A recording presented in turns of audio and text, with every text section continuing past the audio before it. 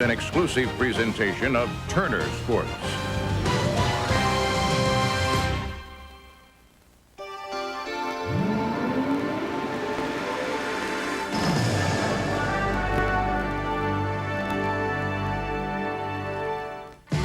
Young champions are nothing new in NASCAR. In 1950, 23-year-old Bill Rexford was the first. In 1964, Rick Petty began constructing his legend, winning his first of 7 Winston Cups at the age of only 27. Fast forward to 1984. Maturity and consistency propel a 28-year-old Texan, Terry Labonte, to his championship at the wheel of a Billy Hagan Monte Carlo. Now it's 1995, the year of Jeff Gordon, only 24 years old. Jeff each week keeps getting closer and closer to achieving his dream of being crowned Winston Cup champion this year. Welcome live to the Charlotte Motor Speedway, Concord, North Carolina, for today's UAW-GM Quality 500 on TBS Sports. Great to have you with us on a beautiful afternoon. We have a packed house for racing, the annual fall date here at the Charlotte Motor Speedway.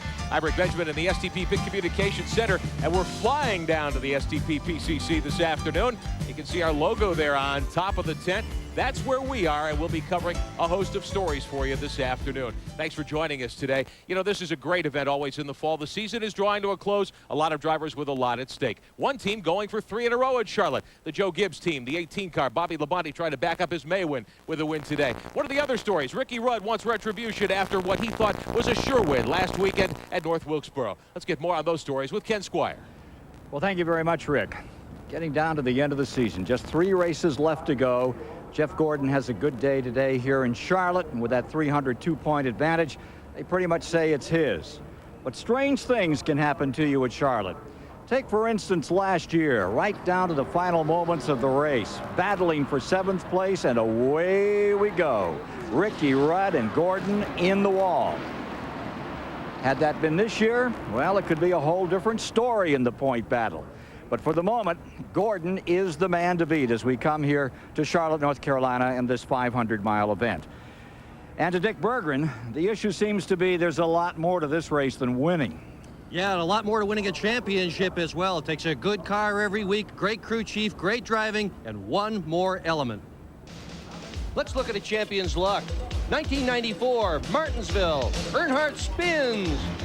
Wilkesboro, he hits the wall. Both times it's top 10 and a championship. 1995, Gordon has the same good luck. Here he misses one in Virginia, finishes 7th, and nurses an ill-handling car to 3rd last week. And luck shifted last week for Earnhardt. Trickle's engine blows. Earnhardt quits the pits expecting the yellow. That never came. That cost a lap and a good finish. And last May, Gordon didn't have a champion's luck at Charlotte. Today could be Earnhardt's chance. Will he roll 7s? Or snake eyes? Folks, you can bet on one thing. You're going to see some of the most exciting racing ever, because Dale Earnhardt, 7-time NASCAR Winston Cup champion, had to take a provisional. He'll be starting from the back of the field. And folks, there's nothing more exciting than watching Dale Earnhardt come through traffic. But Dale, you've got a lot of traffic to come through. It's sort of like a wild card in football or something, isn't it, as our baseball, whatever. Coach Landry was just down here and gave me a little play, and I'm gonna do a little fake and a little play. I think we can work our way to the, I'm gonna go long. Definitely gonna have to go long here. Dale, did you get the car better in the last practice? I think we did. We're pretty comfortable with it. Andy and I, we worked with it, and David Smith and the guys, and we'll see what we can do. I think we're okay. It's gonna be a long day. It's gonna be a day of you just got to persevere over what's in front of you here and work toward it. We started 38th here in the spring, or this race last year, matter of fact, and finished 3rd, but there's a lot of good race cars up through there. Good luck, Dale. Let's go further up pit road to Randy Pemberton. Well, thank you, Steve Burns. Jeff Gordon leads the 1995 Winston Cup Tour in just about every conceivable statistical category. But you have one more thing, Jeff, to add to your resume, and that's the 1995 Winston Cup. But first, you have to get through Charlotte. How do you get through the race? How do you win?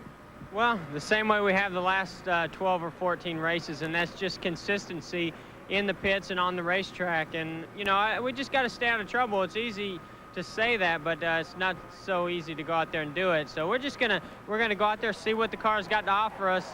But it's a long race. It's not as long as a 600, but a 500-mile race here is a pretty long time. If we can be there at the end and be in contention, you know, we'll put this thing up in the top 5. If it's capable of winning, we're going to take it to the front. Okay, take your time and have a great day out there. Thanks a lot. Okay, now let's go top side to Ken Squire. Ken? So how to win on this mile and a half? Who better to ask than the man who decimated the field in 1993, leading all but 6 of the 334 laps in car number 28. Ernie Irvin, first, it's wonderful to see you back at North Wilkesboro running so well last week. Look forward to seeing you again in action a week from now. But for today, here at Charlotte, how do you win in this 500-miler? Well, I tell you, if I knew that exactly, I could package that and sell it for a lot of money. But, you know, how you win at Charlotte is have a great motor.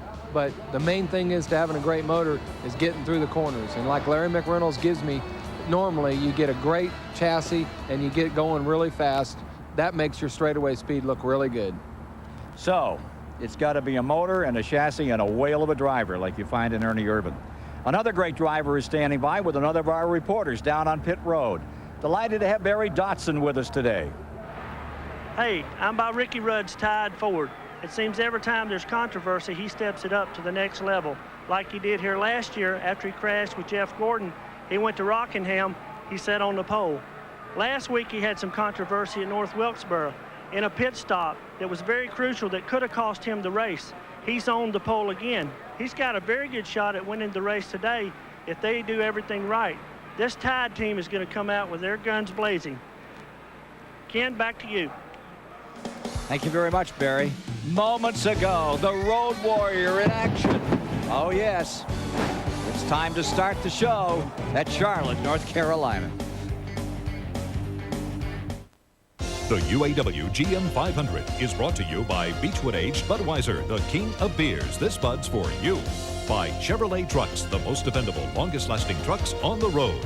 By Texaco Avalon Formula 3 Motor Oil. Take it to the star. And by Purolator. Legends live on Purolator.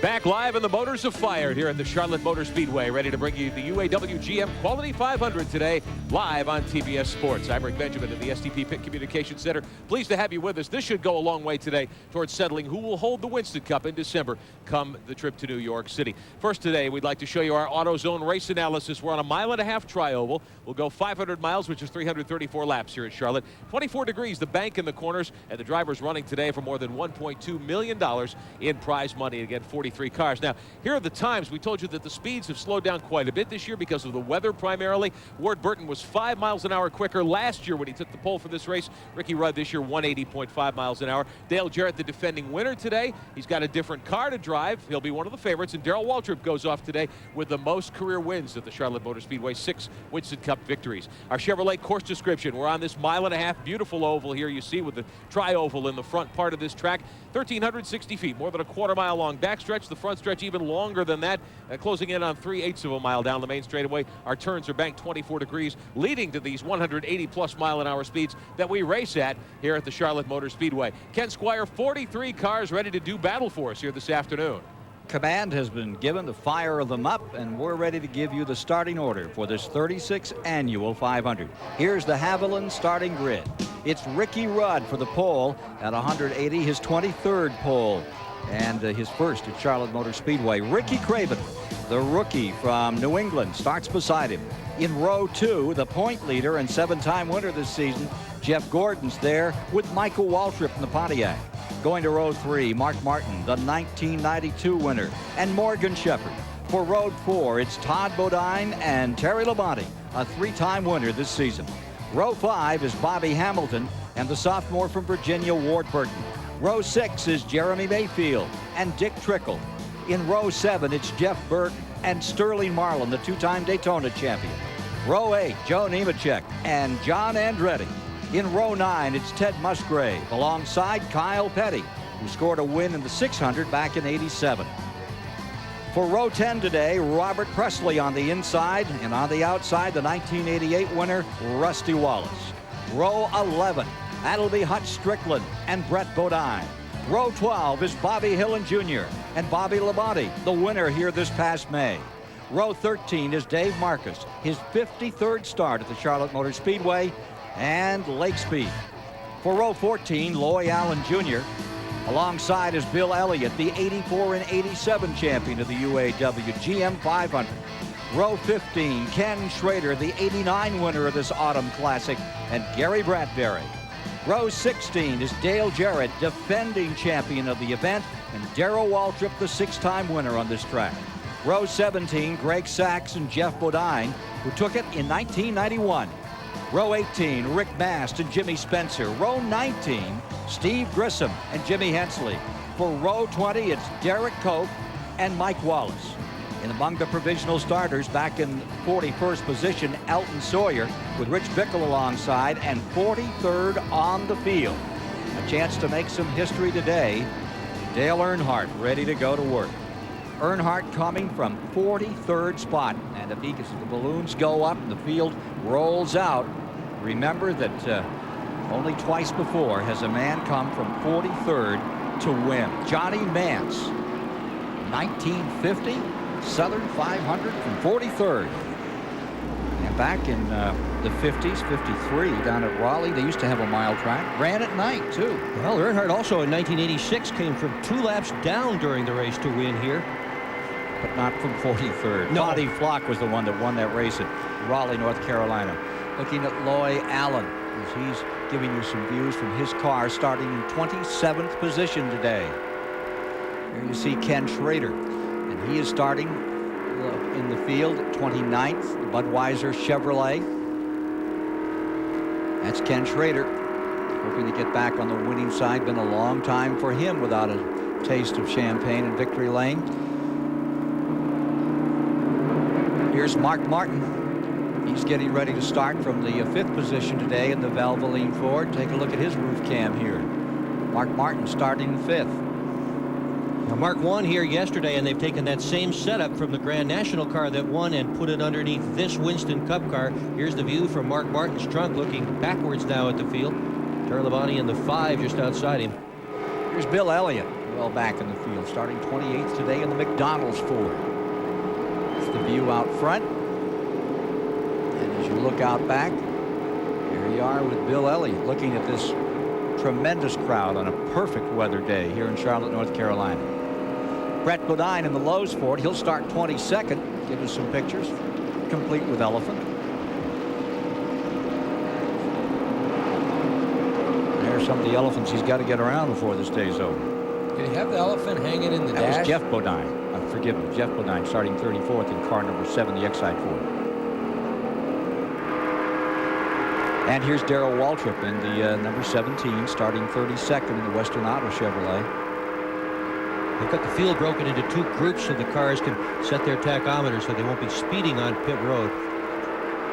Your bumper view out of Darrell Waltrip's car. Well, that's a nice shot, isn't it? Down low like that. We've got another Bodine here. Here is Brett Bodine, the Pink Panther, ready to work in the Lowe's Ford, starting 22nd.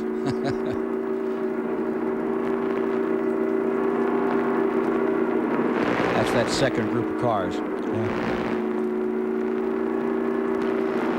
So there's some of the pictures we'll give you. Here's Brett Bodine looking back. You see Bobby Hillen down on the inside there. 1 lap, and they're going to be ready to take off here and get it done today. About to bring this field back together and start the 36. UAW-GM 500 record for the event, 154.537. Guy sitting right here on the right, Ernie Irvin, pulled it off in 93. Well, here's Earnhardt pitting a little early. Let's see if we can find out from Randy as to why.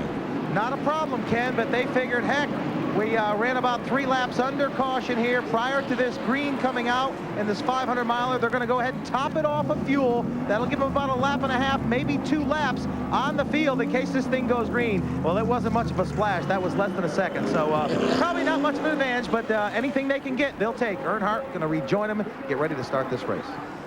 Well, I tell you, they didn't have anything to lose. He was dead last anyway, so just take every advantage that they could come up with. And remember, here in the spring, he ran short on fuel and had to pit right at the very tail end and lost a terrific finishing spot as a result. Said this morning, the nice thing about starting last is, hey, If I'm late for the drivers meeting, what can they do? I'm already last.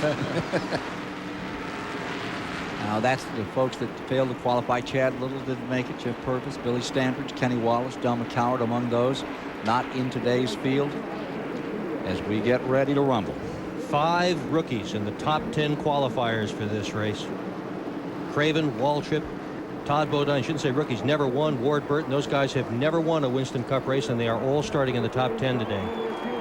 Ricky Craven on the outside out of Newburgh, Maine. Ricky Rudd from Chesapeake, Virginia brings the field down. 36 annual 500. The fall Oktoberfest here at Charlotte, North Carolina is underway, and Craven takes that Waddell Wilson car up to the point and away by 6 car lengths. I'll bet you they post Ricky Craven on that deal. I kind of did that at Sears Point one time. Their black flag's going to come out.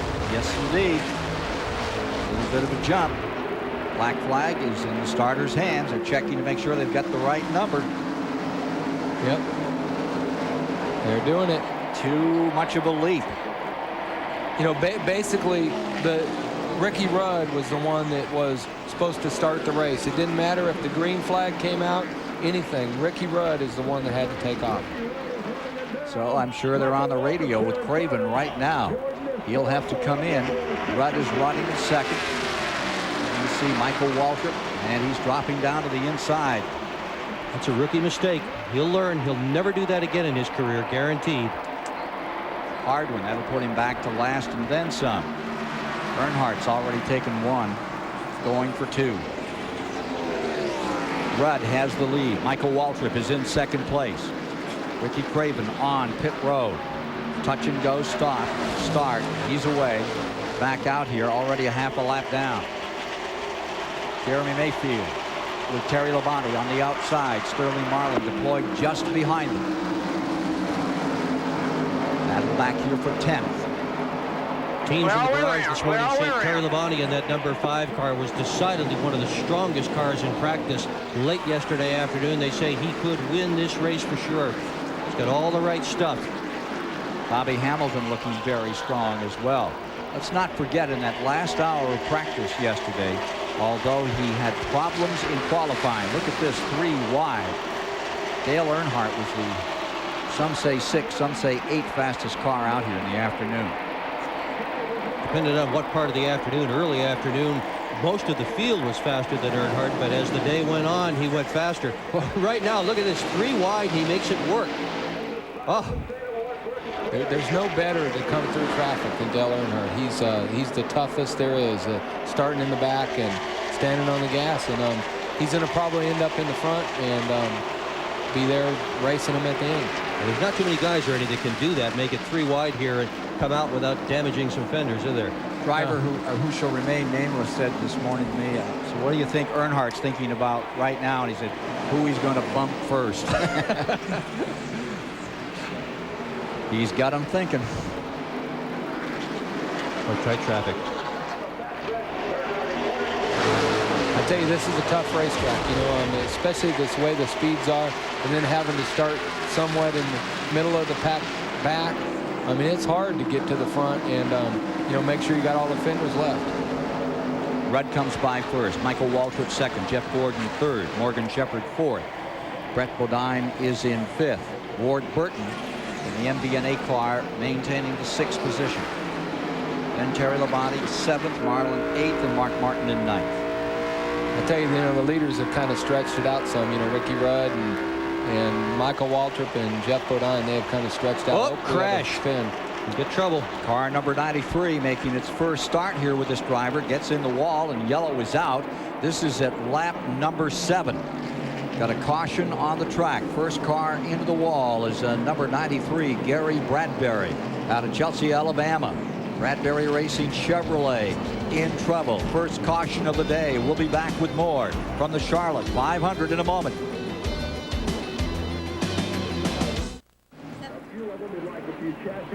Steel aerial platform giving you these pictures of the Charlotte Motor Speedway, for its 500 miles of racing, 334 laps of which 8 have been completed. At 6, we had a spin on car number 93 and a second incident at about the same time. There's Bradbury in his second Winston Cup race getting in trouble up into the wall. Here's the second incident. Now, guess what happens here? Jimmy Spencer, Derek Cope, Jeff Bodine all together. It's Brett Bodine in the car in the lower right of your screen. Number 11.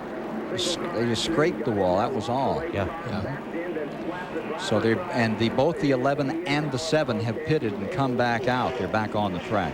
Let's go to Steve Burns. I just talked to Jeff Bodine's crew chief, Paul Andrews. He said they came in just as a precaution. He said they wanted to make sure the sheet metal was not rubbing on the tires. He said everything looks pretty good. Now the right side is a little flattened, which will hurt the aerodynamics, but they're not rubbing on the tire, so that's the good news. We had a report that it was both 11 and 7, but it sure looked like the 7 was the one that grazed it. Yeah, it looked just like the 7 just got up high and slapped the fence a little bit. Yeah, that really shouldn't hurt him very much. There's Ricky Craven. He also pitted. Caution came at an opportune time for him. When he got that penalty, he went into the pit area, did the stop and go, went back out on the racetrack just in front of Ricky Rudd. The caution now puts him at the back of the lead pack. 39th position. He was 3/4 of a lap down, and Rick Benjamin can tell us more about him. Interesting question, I think, that Craven has answered already, Ken. They changed motors on that car after the last practice yesterday. We found that out this morning. They weren't happy with the speed of the car. The horsepower of the earlier engine was showing. Craven was able to jump out early, so maybe that's a very strong motor they've got in that car. Sure is. And for Earnhardt, he's up to 31st. There's the top 10. Rudd, Waltrip, Gordon, Shepard, Bodine, Burton. And remember that Dale Earnhardt is on a roll. He's up to 31st position as he tries to get back up in front. As far as he's concerned, none of this is over. Championship for sure this race. Promotional fees and consideration have been paid by Auto Week, America's only enthusiast weekly. For a 52-week subscription for only $19.95, call now 1-800-232-1522. And by STP, makers of fuel performance additives like STP Super Concentrated Fuel Injector Cleaner and STP Gas Treat. So no matter where you drive, go with STP and drive a better car. And by UAW-GM, General Motors, and UAW International Union. Assembly line to finish line. Teamwork wins. Ah, there's a welcome back Ernie sign. Hey, I like that. Yeah. No, Bakersfield next week, right? Bakersfield next week. And you grew up out there. Yeah. Did you do some racing in Bakersfield? I actually haven't raced in Bakersfield since about 79, but had one of my heck of a wrecks at Bakersfield. Yeah, but going to race Bakersfield, then we'll race Rockingham, and then go to Phoenix, and take the next step at that, and then most likely going to go to Atlanta after that. The paint scrape there on car number 7, Bodine, as he comes out. Grissom has also pitted the number 29, and he's back underway. You come to these races, a lot of folks come in buses, a lot of buses out there, and they all have pools. They have a pool on who's going to win and who's going to lead and halfway and who's going to be the first guy out of the race. And there's several pools around the track today. You're checking on this morning. They have pools as to what lap Earnhardt's going to go back out into the lead. There's also a pool on all this nice painting in the infield. The photographers have a pool on how long it's going to take before somebody goes sliding through a Humpy Wheeler's well-painted infield. Yeah. We're getting ready to go green here now.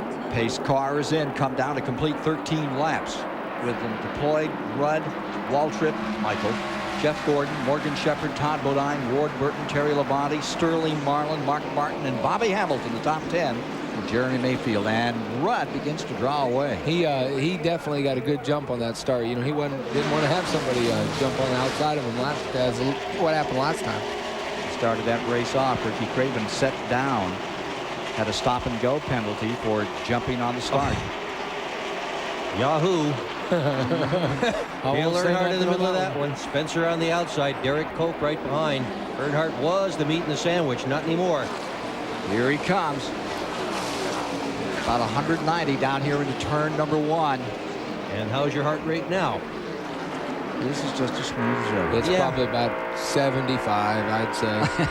He just doesn't get rattled. He doesn't get upset. He doesn't get flapped. And I think that's one of the reasons he's such a great race driver. Waltrip giving us some pretty good shots right there. Once again, charge is on. Further back in the field, Jimmy Spencer trying to hold off Dale Earnhardt. That's the tough part of coming up through traffic. So much can happen in front of you. You just get caught up in it out there.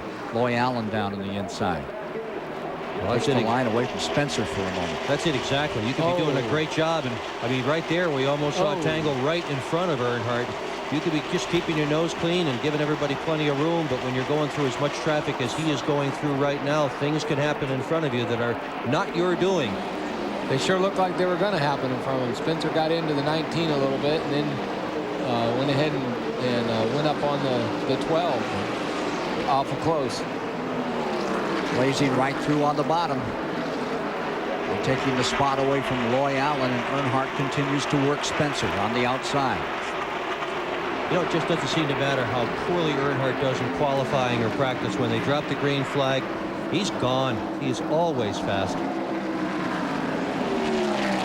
Jeff Gordon coming after Michael Waltrip, second place. Rudd on the point.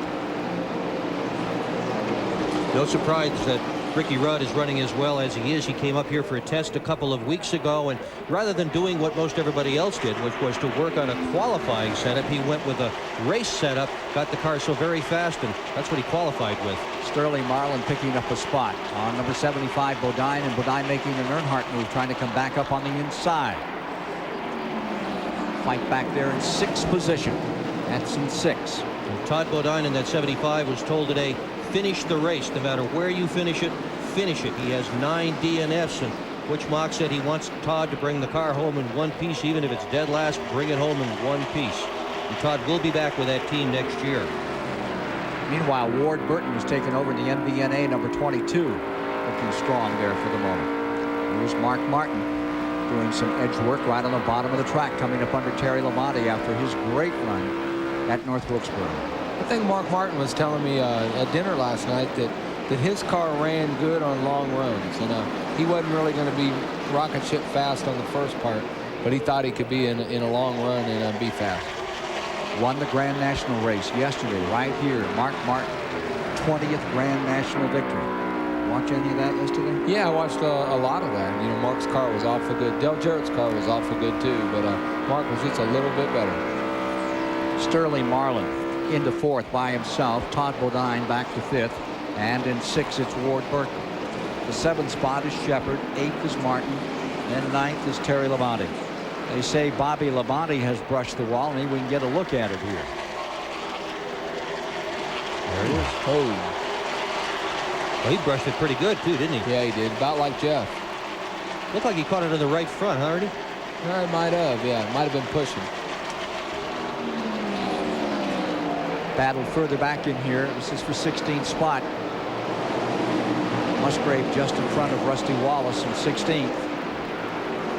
Heavy traffic just in front.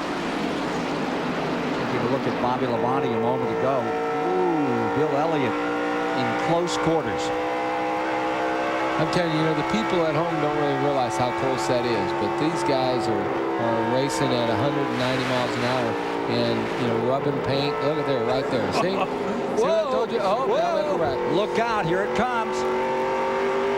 Nemechek getting through. Flag is down. Robert Presley all bent up in that one. Going for Rookie of the Year just behind Craven in those standings. And that close encounter got too close. You're profiting that one, Ernie Irvin. 22 laps. Yeah, you say how close they bingo. Robert Presley, the Jackson Brothers cars, number 33, brings out caution for the 2nd time, and Earnhardt made it through all of that. Let's take another look at this.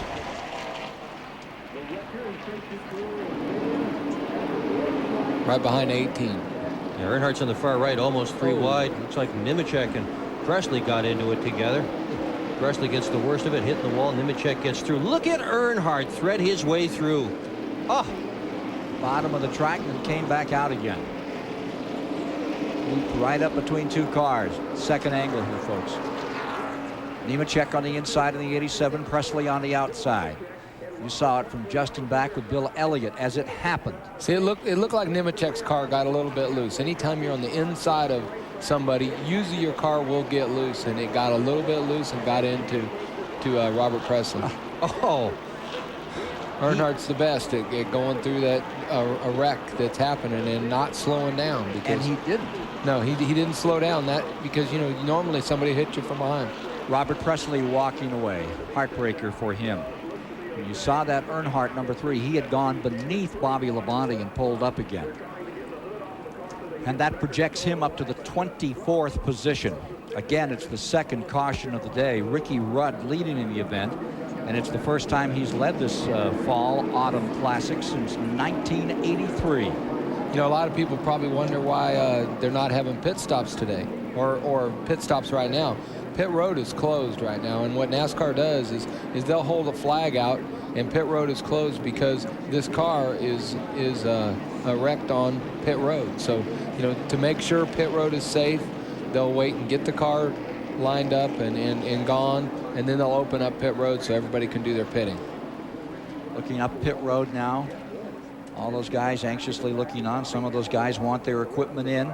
And as Ernie pointed out to you, the reason they can't come in is right there, number 33, Presley's car lying right in the center of the entrance of pit road. I would say just about everybody's in a pit now, you know, just because they run along enough on fuel, and then they're going to also put tires on.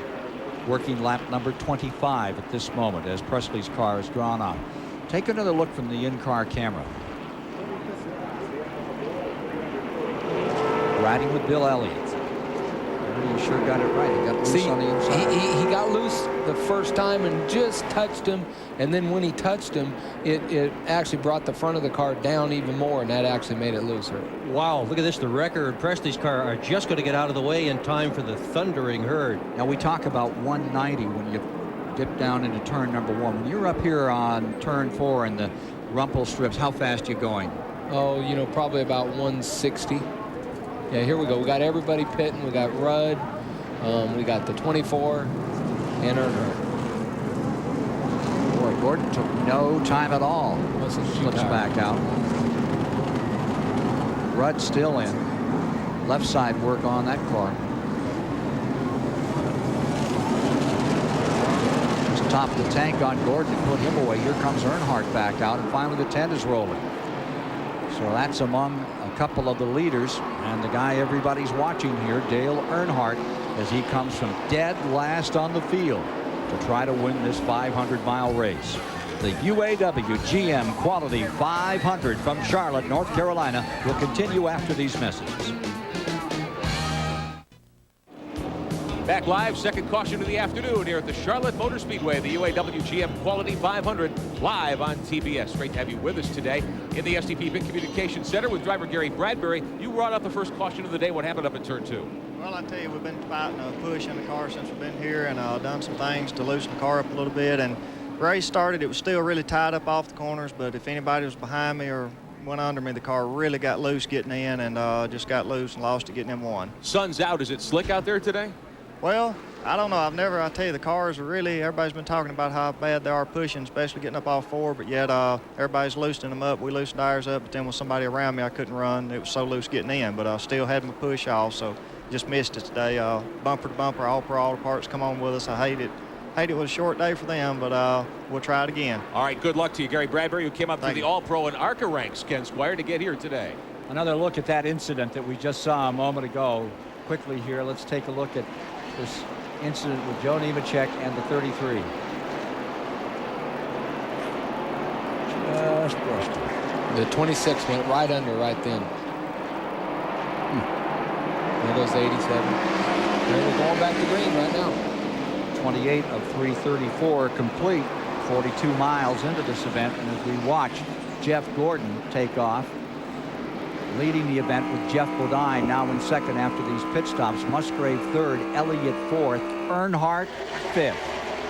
And comment on Jeff Gordon's stop. They only put 2 tires, 2 right sides on. So, you know, we're going to find out if a 2-tire stop is good. That's what won him the race here. One of the last year or the year before. Right. Let me do that rundown again. Gordon first, Bodine, Marlin third, then Musgrave fourth, Elliott fifth, Earnhardt sixth, Michael Waltrip seventh, Todd Bodine 8th, Ward Burton and Bobby Hillen rounding out the top 10. And there's Earnhardt scooting beneath the number 94. Earnhardt also took only 2 tires. That gave him track position, moved him up front, so They had a choice, either have the best tires and have a car that was a little bit faster or take the track position. They've chosen track position. Well, we're 3 wide coming off. Oh, no, we're 2 wide again. Earnhardt looking at Musgrave now. 4th place. Remember, Earnhardt. And remember, he started absolutely last. Here we are on lap 30, and Dale Earnhardt's in the top 5. How about the top 3? Let's go down to Barry Dotson for a moment. Barry? I'm here with Robert Presley. Robert, I could see on the monitor that Nemechek was getting really, really loose, you know, and hoping he wouldn't get into you. Looked like you made some contact and you tried to save the car and you just couldn't. And you're trying to make a heck of a run for this rookie battle, and this doesn't help at all. No, we've been lucky all year, but this is a bad day here. I guess it says a lot about our season, the way it's went. Every time we got a chance to catch up, we fall back. But, you know, Joe he was a little loose, and I knew it. And I'd motioned for him to go around us a couple times there or let me go on one, and all of a sudden he just got loose. And, I mean, there ain't nothing he could do. The only thing is it's just too early in the race. Okay, back to Ken. Bad news for Robert Presley. Here's number 4, Sterling Marlin, crashing his way into 2nd place. Nice move on Jeff Bodine in number 7, and here comes Earnhardt. Sterling Marlin's got an awful strong car here today. You know, that Kodak Film Chevrolet seems to run good here at Charlotte. Looks like he's going to run good here today. Here comes Earnhardt by Jeff Bodine. And Earnhardt only put 2 tires on, too. And I bet Jeff Bodine only put on 2 if he put any at all. Right. Remember, he had come in earlier to change tires after he brushed the wall, so he had fresher tires than anyone else. He probably just gassed and go. Yep. Lap 33. Car number 3 goes by Bodine. Lap 33 goes into 3rd. Earnhardt. Randy can give us more details on these cars up in front. Well, you're talking about taking on 2 tires. Among the leaders, the front 4 there, including Jeff Bodine, all took on 2, as Dick Bergman alluded to. Not very many teams took on 4. Sterling Marlin, who's whistling through the pack as we speak, took on 4. Ricky Rudd did, as well as the 30 car of Michael Waltrip and Rusty Wallace took on 4. But a bunch of these guys went ahead and elected to take only 2 tires. 28 car on pit road had been slowing. Let's go to Steve Burns. Dale Jarrett brought the Haviland Ford down pit road. His right rear tire was going flat. The right rear, but he's down and away. Losing a lap. It's going to lose a lap. As the field comes by to complete 35.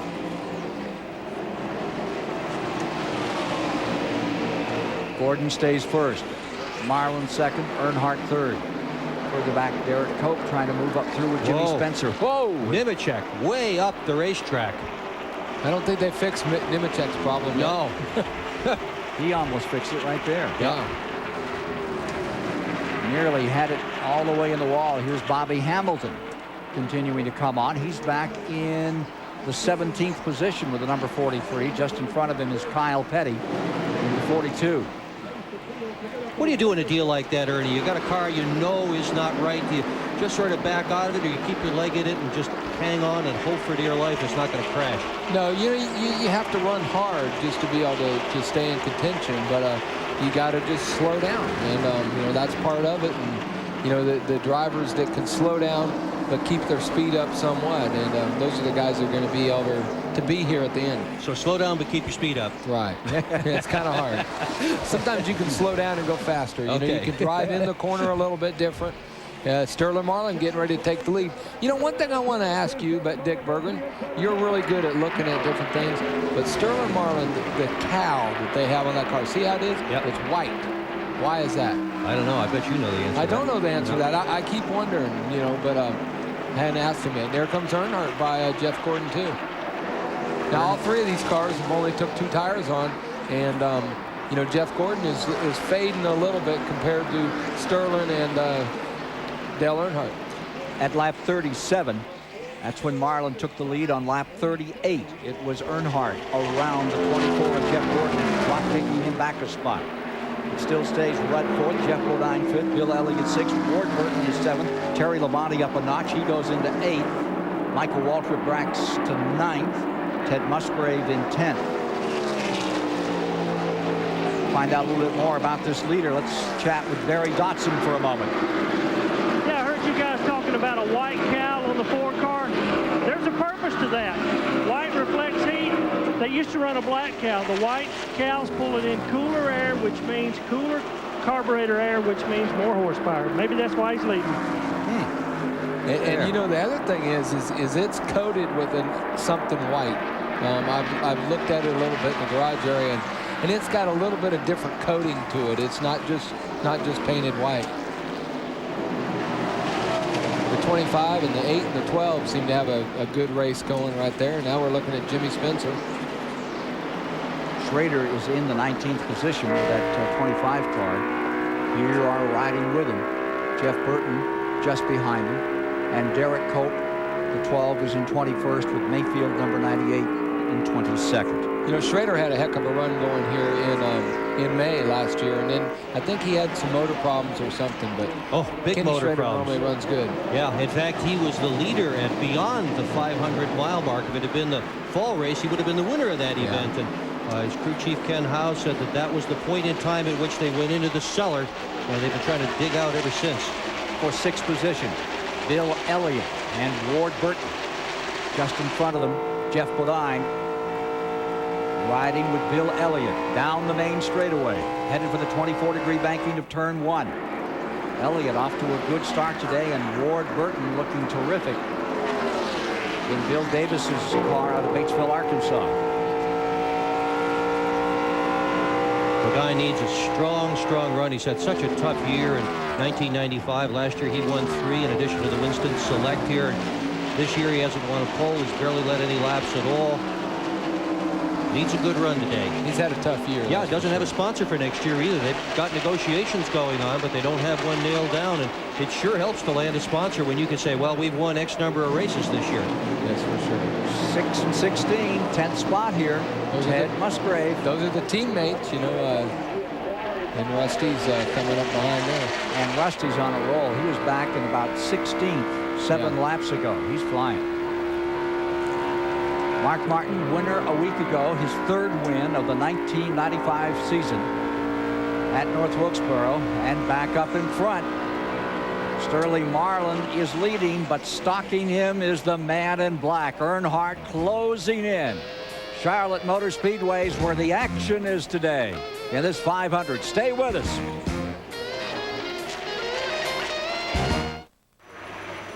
Steel aerial platform giving you this picture of the new People Bridge we've got here at the Charlotte Motor Speedway. Don't have to duck and dive across 49 to get into the track anymore. Brand new People Bridge up there to turn 4. I call it the Humpy Bridge. I'm going to tell you, named in honor of H.A. Wheeler. That's Humpy Wheeler. That's what I guys think it like ought to her be. who used to screw down the seats for him here, weld them in place. Times have changed. Yep. So is this track. I tell you, it's a beautiful facility, and this is I call it Humpy World in a lot of ways, but it's a great racetrack for people to come to and be able to watch a great race. And we're seeing one here today. Sterling Marlin's really running good. And for a while we were watching as Earnhardt was coming up on him, but now it's stabilized, if anything, going the other way. Sterling Marlin picking up a few car lengths out there. Here's Bobby Hillen in the number 77. He's in 13th position with the U.S. Air car. Kyle Petty right in there with him, and Todd Bodine. John Andretti down to the inside in the 37, making a move on Morgan Shepherd. Pole sitter earlier this year, John Andretti. You know, Ricky Rudd come out of the pits in 12th. Now he's all the way up to 4th, which he's been there for 4 or 5 laps, and he's obviously got a strong race car today. Kyle Petty moves around Hill, and that will put him into 13th position. Let me review for you again. We're at 50 laps. Marlin first, Earnhardt second, Gordon third, Rudd fourth, Jeff Bodine in 5th, followed by Elliott, then Terry Labonte, Ward Burton in 8th, Mark Martin 9th, Michael Waltrip 10th, and Rusty Wallace is 11th. Bobby Hamilton back there in 12th. You know, another thing that I heard on the radio a little bit, that Teddy Musgrave was running right there with Mark Martin, and now Teddy's back quite a bit, so I have to check on that. Yeah, he was up on the outside and all of a sudden just drifted away from the field, and Randy Pemberton can tell us more about that. Well, Ted just came over the radio and said, guys, I am bad loose. So I'm just going to try and hang on for a little bit and catch the next caution, or next time we pit, we'll tighten it up a little bit. One other note, though, Dave Marcus got a push rod, possibly broken rocker arm. So Dave Marcus's day, if not ended early, it's not going to be a good one here for him. He's on pit road right now, already a lap down in 39th position. See, that's a lot like I was telling you. See, Teddy's car is not handling really good, whether it's pushing or loose, but he says it's real loose. He has to slow down, and people are going to go by him, and hopefully he'll get a caution. They'll be able to come in and put some bite in it, put the panel bar down a little bit, put a rubber in it, or do something. These two cars look pretty good, though, don't they? Jeff Bodine in the 7 car right ahead of Bill Elliott. Nice race. Bodine right now running in 7th spot. Elliott on the outside trying to take that away from him. His car looked real strong right there through 1 and 2, too. Yep. Elliott trying to stretch out that McDonald car and gets it there for the moment. The number 94 fighting for 5th. Take a look at Todd Bodine back here under strict instruction to bring it home at the end of the race today. I tell you, that's a tough thing to do when the car owner tells you you got to bring it home, and it's hard. There you got Mark Martin trying to either go by, or Ward Burton's maybe going by Mark. Yeah, Ward Burton is really coming on again. He's moved up at least 3 spots here in the last 4 laps. Here comes Mark Martin diving right back on him another time. It'll be interesting to see how Ward Burton's day goes. This morning I talked to Clyde Booth, who is the team manager there. He wasn't too sure. He said, we gave the car a couple of aspirin this morning in terms of the suspension to see if we could make it a bit faster. He said, I don't know if that aspirin is going to last 500 miles. So the team doesn't know. Right now it seems to be working very, very well for Ward Burton. Now it looks like it looks like that he's beating Mark through 1 and 2, and Mark's beating him through 3 and 4. I know that Mark was talking to me last night. He was trying to get his Winston Cup car to handle like his Busch car, to be able to hug that white line in 3 and 4, and that's a lot my groove in 3 and 4. Normally most people get up there a little higher. I like to run right on the bottom there. Mark's been trying to get his car to handle like that too. Andretti pulling away from Cope. Cope had been up to 16th. Andretti around him.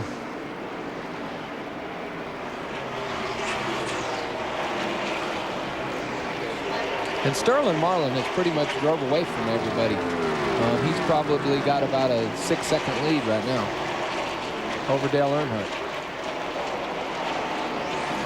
75, Todd Bodine and John Andretti right with him. That's a 16th place battle. Here is your leader, Sterling Marlin.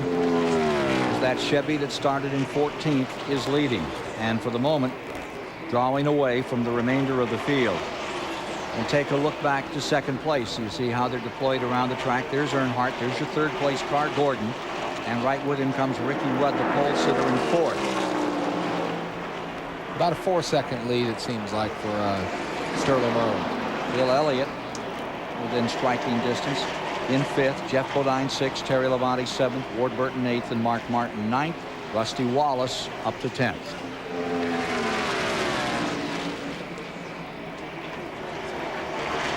Bobby Hamilton down to the inside and making another move. And he is consistently running up front, Ken. I mean, it just seems that week after week after week we are seeing Bobby Hamilton toward the front of the pack. And he made an interesting observation this morning in the drivers' meeting. He says, I was so used to running with the guys in the back of the pack, I knew exactly what they were going to do all the time. Now I'm running up in the front of the pack, and it's a surprise sometimes to see what they're going to do. But he says they're also a whole lot more sportsmanlike up in the front. They'll wave you by if you're faster than they are.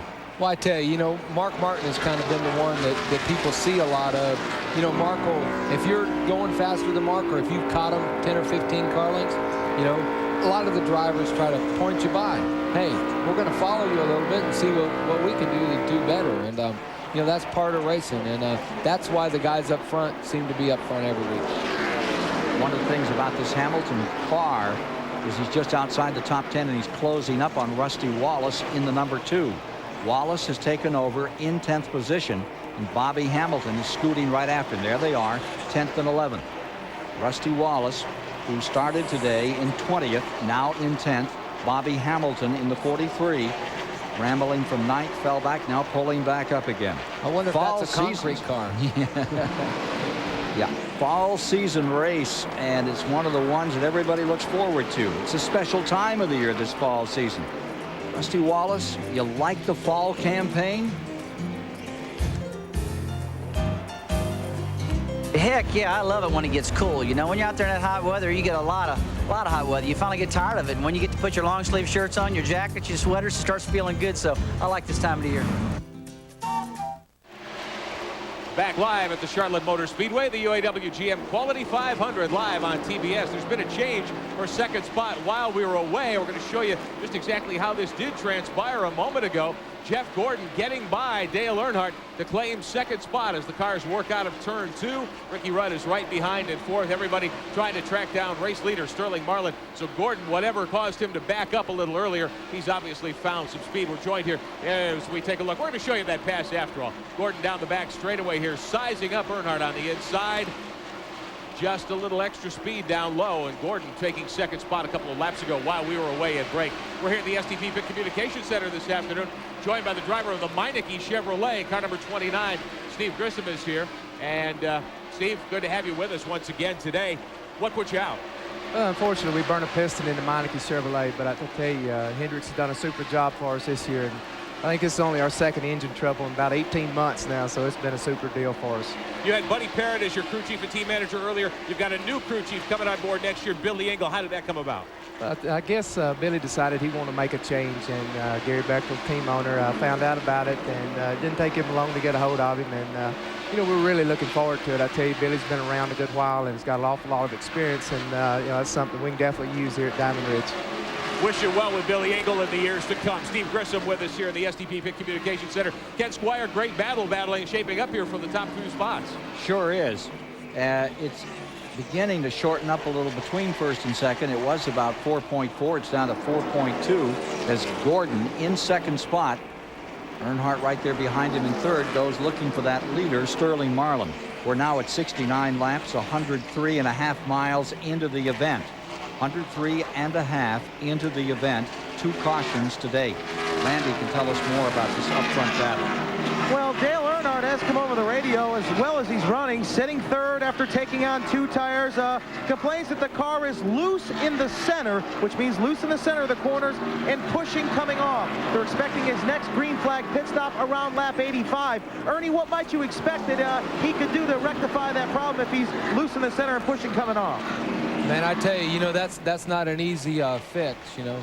Probably put another set of tires on and maybe up the air pressure a little bit in the right front and just see what the next set of tires is going to do. Earnhardt and Gordon continuing their own war, but take a look at this one. Here's Terry Labonte fighting with Ward Burton. That struggle is going on for 6th position. 4-6.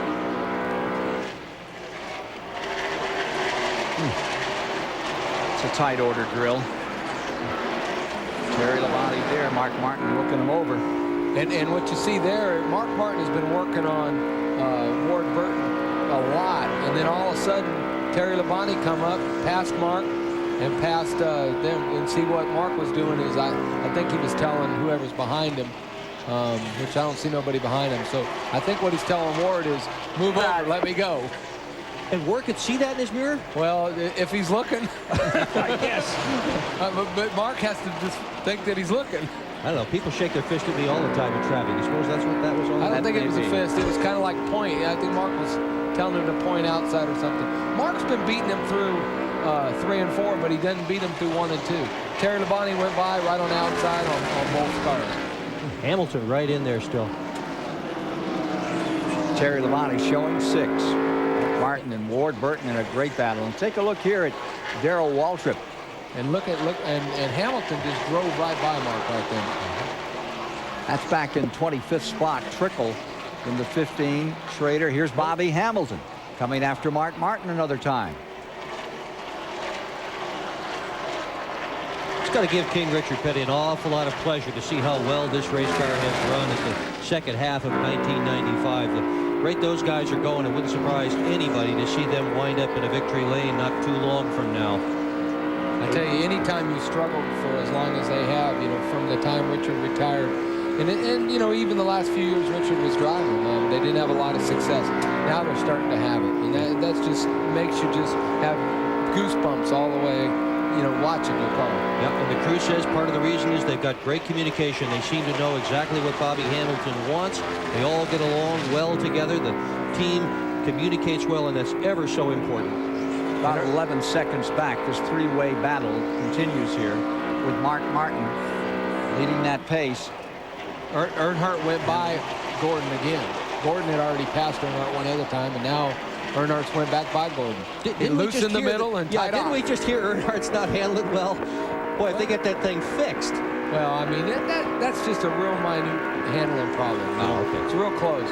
Man, Sterling Marlin has pretty much drove off from him. Loy Allen in his Ford, that health source car, giving us those pictures. 6.19 seconds Earnhardt has drove off from him. Allen following right in behind the Ricky Rudd car, which is fourth. Allen down a lap. As you watch, Earnhardt in second, Gordon in third, Rudd in fourth.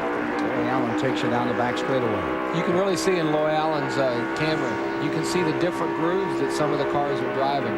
And I think what Dale's doing is he's going into turn one a little bit low and then letting the car drift up to keep from having to turn it in the middle. And that way he's not being loose off. They're loose in the middle, and then it's also pushing a little bit off. So he's able to drive the looseness out of it and then drive the push out of it coming on. Joe Nemechek, who was involved in 2 earlier incidents, has just made a trip to pit road and left it. Hopefully he's got that car squared away. Earnhardt with a brand new race car here today. The car that's leading is also a brand new race car. Ray Evernham has decided he's going to run used cars from here on. So the 24 is a car they have run before. Well, the previous race winner, the 18 car, won the 600, won last year with Dale Jarrett at the controls, fighting with Schrader right here. And that 18, Bobby Labonte, is in 24th position. Joe Gibbs is here today. You know, he has a television program about football, and he's usually there in the football scheme of things at this time of the year. He said, when it comes to Charlotte, I am going to be in my pit with my car. That's how much Joe Gibbs likes racing. Let's go to Steve Burns. Well, Ken, Bobby Labonte, who won the 600-miler in May, has his hands full. On the last pit stop, they changed 4 tires and took a rubber out of the right rear. When he went back onto the track, he told Jimmy Makar, the crew chief, this thing is getting worse. This is getting worse. We need to put that rubber back in. Now I find that funny because normally if they take a rubber out of the right rear, it should tighten the car up. And evidently it loosened the car up just because of letting the right rear fall down a little bit. And, you know, but now they'll probably have to, you know, put some bite in it or do something different. Rich Bickles, number 40, on pit road and back out again. Gordon. Second, third, and fourth in the back straightaway. Gordon's went back by Earnhardt again. So they're having a lot of fun racing here right now today. And as we watched those 2 cars this morning at about 7:30 in the garage area, Ray Evernham went over to Andy Petrie, who is Dale Earnhardt's crew chief, and showed him his tire temperature sheet and said, what do you think? And Petrie says, well, it doesn't look like you got any heat in the left rear. What do you think? Said Earnhardt. And he said, well, change the right rear spring. And Evernham said, okay, that's what he did. So that's sort of a Petrie setup in that 24 car as they go back and forth on the racetrack. And here's your leader right now, and that's their setup. And I'll bet you that was all BS that they did to each other, too. See Lake Speed about to go a lap down. He's in 31st position as Sterling Marlin continues to be a lawnmower out here. And Sterling's getting ready to put the 28 car another lap down because he is running just really awesome today. Better than 7 seconds by which Sterling Marlin has blossomed into this lead. We're going to find out what kind of lap times once Sterling gets back out into clear traffic, what kind of lap times he's turning. Well, what a great story he is. Just a couple of years ago, everybody was saying, gee, you think Sterling Marlin's ever going to win a Winston Cup stock car race? And look at the year he's had in 1995. He's had 3 wins, and he runs this racetrack extremely well. In fact, he has won the Winston Open here 3 times. He's also won a Grand National race here back in 1990 for Fred Turner. He's got second 3 times in the Winston. He knows his way around this place. You can see Sterling's hand signal like, move out of the way. Move over, I'm coming through. He says, I got this motor that's getting really cool air. Get out of my way. Mike Wallace, 29th position car, going 1 lap down to the leader. as Sterling Marlin continues to strike fire all around this 1.5 mile. Lead of well over 7 seconds now for that Runt Pittman prepared motor. Tony Glover, the crew chief, on that number 4, and number 16, one of the Roush cars, Musgrave, on pit road, as well as Bill Elliott at this moment. Elliott coming in, the 5th place car has pitted, and they're going for right side rubber. And they've had a problem on pit road, Ken. They dropped the jack too soon. Elliott is stuck on pit road. They've got a real long pit stop going.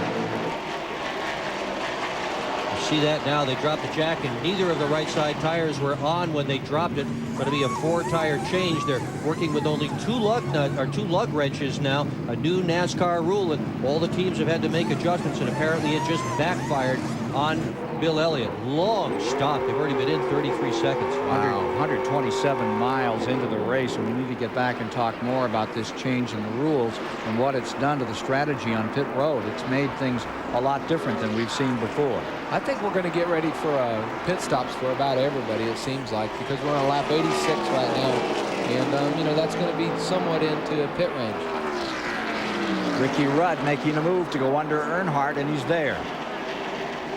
Ricky Wallace on pit road. Rusty Wallace here on the 2 car. Marlin, Gordon, Earnhardt, Rudd, Labonte up in front. Wallace in. We're watching Todd Bodine come in. Jimmy Spencer is pitting it well, all at lap 87. Ward Burton was also in. Jeremy Mayfield rolls a Cale Yarborough number 98 RCA car down pit road. So pit stops, green flag pit stops, taking place at lap number 87. 130.5 miles have been completed of the 500 to be run today in this autumn classic, the Oktoberfest at the Charlotte Motor Speedway. And Sterling Marlin continuing to lap everyone out here. He's just putting a mark on Schrader. Man, that's starting to lap some place car. That's starting to lap some really good cars, you know. Well, that's all going to get stirred up with the pit stops too, but it's going to make it worse. Yeah. Yeah, it is. There's going to be some more cars to lap down there. I think Schrader sure would like to see a caution flag right about now. That would save him for sure. Yep. And Sterling's coming look in. at this. That's saving him right Saved. now. Yep. Randy Penneter waiting for the 4 car to come on down pit road. Here's Sterling in. This will put Jeff Gordon into the lead. Rudd in second. Earnhardt came in, and when he touched the brakes, he lit up and threw out a lot of smoke as he was trying to get down to the speed limit up here. Here's Randy. Sterling Marlin keeps his Runt Pittman engine rolling as he hits his mark on pit road. Should give this pit crew quite a bit of breather as he's built up such a good lead. They can take their time, not too long. They just want to make sure they do everything perfectly, get him back out on the track. Sterling so far, his team with a pretty good pit stop. He'll be down on the way shortly. Barry? Yeah, down here in the 3-car pit, it just ended up their stop. They're leaving. It was 4 tires, no chassis adjustment. Jeff Gordon. Gordon and Rudd now in. Earnhardt back out. Steve Burns is there. I talked to Ray Evernham just a moment ago. He said he did not anticipate making any chassis adjustments. As you can see, they are changing 4 tires. They got the right side on cleanly. The left side looks clean too. And as Ray Evernham said, no chassis adjustments. Gordon back out. 4-tire change on Rudd. 4-tire change on Terry Labonte. Ricky Craven now pitting the 41, and he's going for a 4. Bodine in. Mark Martin just pitting. 91 laps complete. Back in a moment. Promotional fees and consideration have been paid by Plasticoat Spray Paint, the winning finish and the official spray paint of NASCAR. And by Exide Batteries. For great starts every day, replace your old battery with a powerful Exide battery. Available at major retail stores. And by Health Source. There are lots of reasons to choose Health Source. Yours is the one that counts. We're back with you, and there's the leader. Yet to pit, Junie Donlevy's number 90, the Heilig Myers car. Number 90 being shown as the leader. And just behind him comes number 4, Sterling Marlin. In second, Jeff Gordon in third, Ricky Rudd. We stop and go on Darrell Waltrip in the 17 car. Too fast on pit road. Darrell too fast on pit road.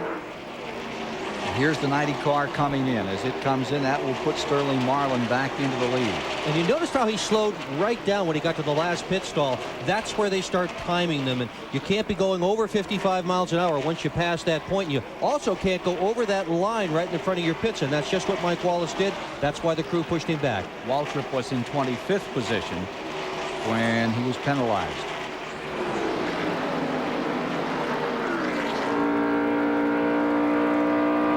It just goes to show you pit stops just bring them back close again. And Mark's right there racing with a 43 car again. Mark Martin in the 9th position. Sweeps down to the inside, trying to make it 2 in a row. One last week in an exciting show at North Wilkesboro. Bobby Hamilton right there with him. With his win yesterday, he's going at 2 in a row. If he were to win today, it'd be 3 in a row. Pretty tough at big league stock car racing. Still there. Yeah, it is. Counting that Grand National yesterday. Yeah. It's hard to win 1 in a row. Never mind 2 in a row. Yeah. Earnhardt in the number 3. He's 5th. Marlin is 1st. Gordon is 2nd.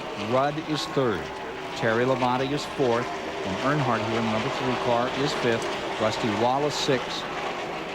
Dicing it up between Hamilton and Martin further back. 7th place. I wonder if our pit reporters can give us a comment on what they actually did to Earnhardt's car. And you guys down on pit road come up with any solutions as to what's going on with Earnhardt's car? Barry? Yeah, I didn't see any adjustments down here unless they made an air pressure adjustment, which normally is more effective than around a wedge in or out. Everything looked fine in here. I got to tell you, if it was the old days, you would accuse the promoter like H.A. Wheeler of saying, Dale, what do you need to start in the rear? Because he comes out of last place. Here he is. He's been up fighting for the lead. He's now in 5th. And that guy, I don't care where you start him. You could start him across the street and he'd still be up. And remember that happened with Curtis Turner years ago. Some track in Virginia. Started him out back away from the track and still won the show. Hey, closing up. Number 4, Marlin beginning to feel the hot breath of Jeff Gordon out here. Down in turns 1 and 2.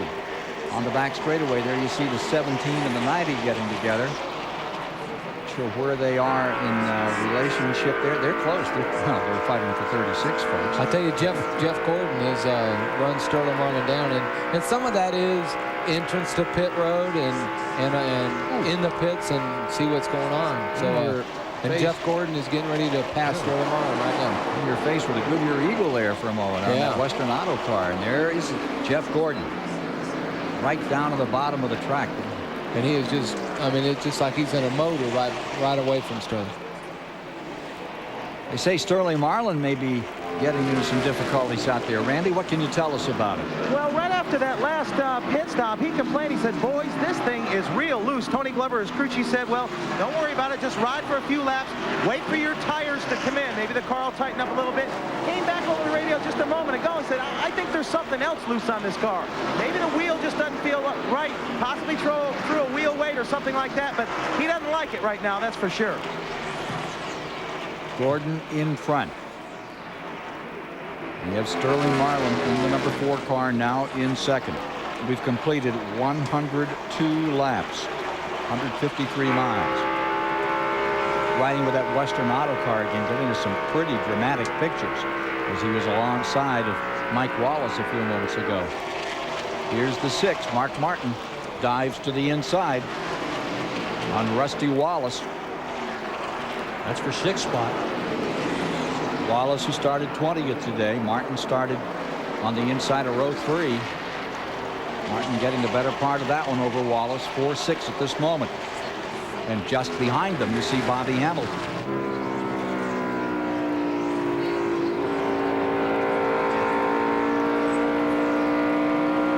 Looks like Wallace is going to leap right into the trunk of the Valvoline car there.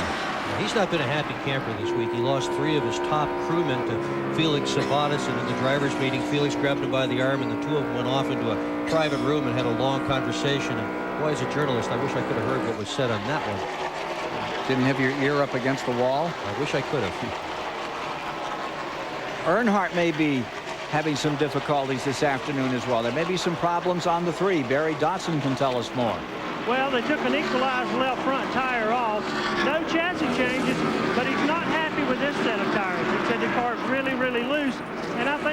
will probably agree at 2:30 in the afternoon.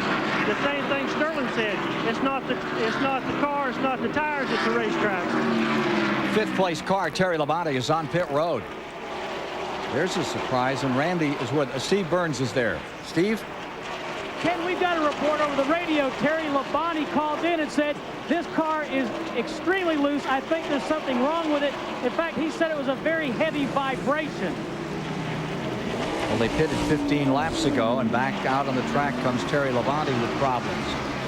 There remain at this time 24 cars in the lead lap. 106 are complete here in this 500-miler at Charlotte. At lap 110, 165 miles complete. They've unfurled the yellow flag for the third time today. They have an oil condition on the track, so they're whoaing everybody here while they get the Speedy Dry crew out, trying to take care of this thing before they get somebody in the wall. Take a look at that new road. That's what's going to make the difference here at Charlotte. It's going to connect over there onto I-85.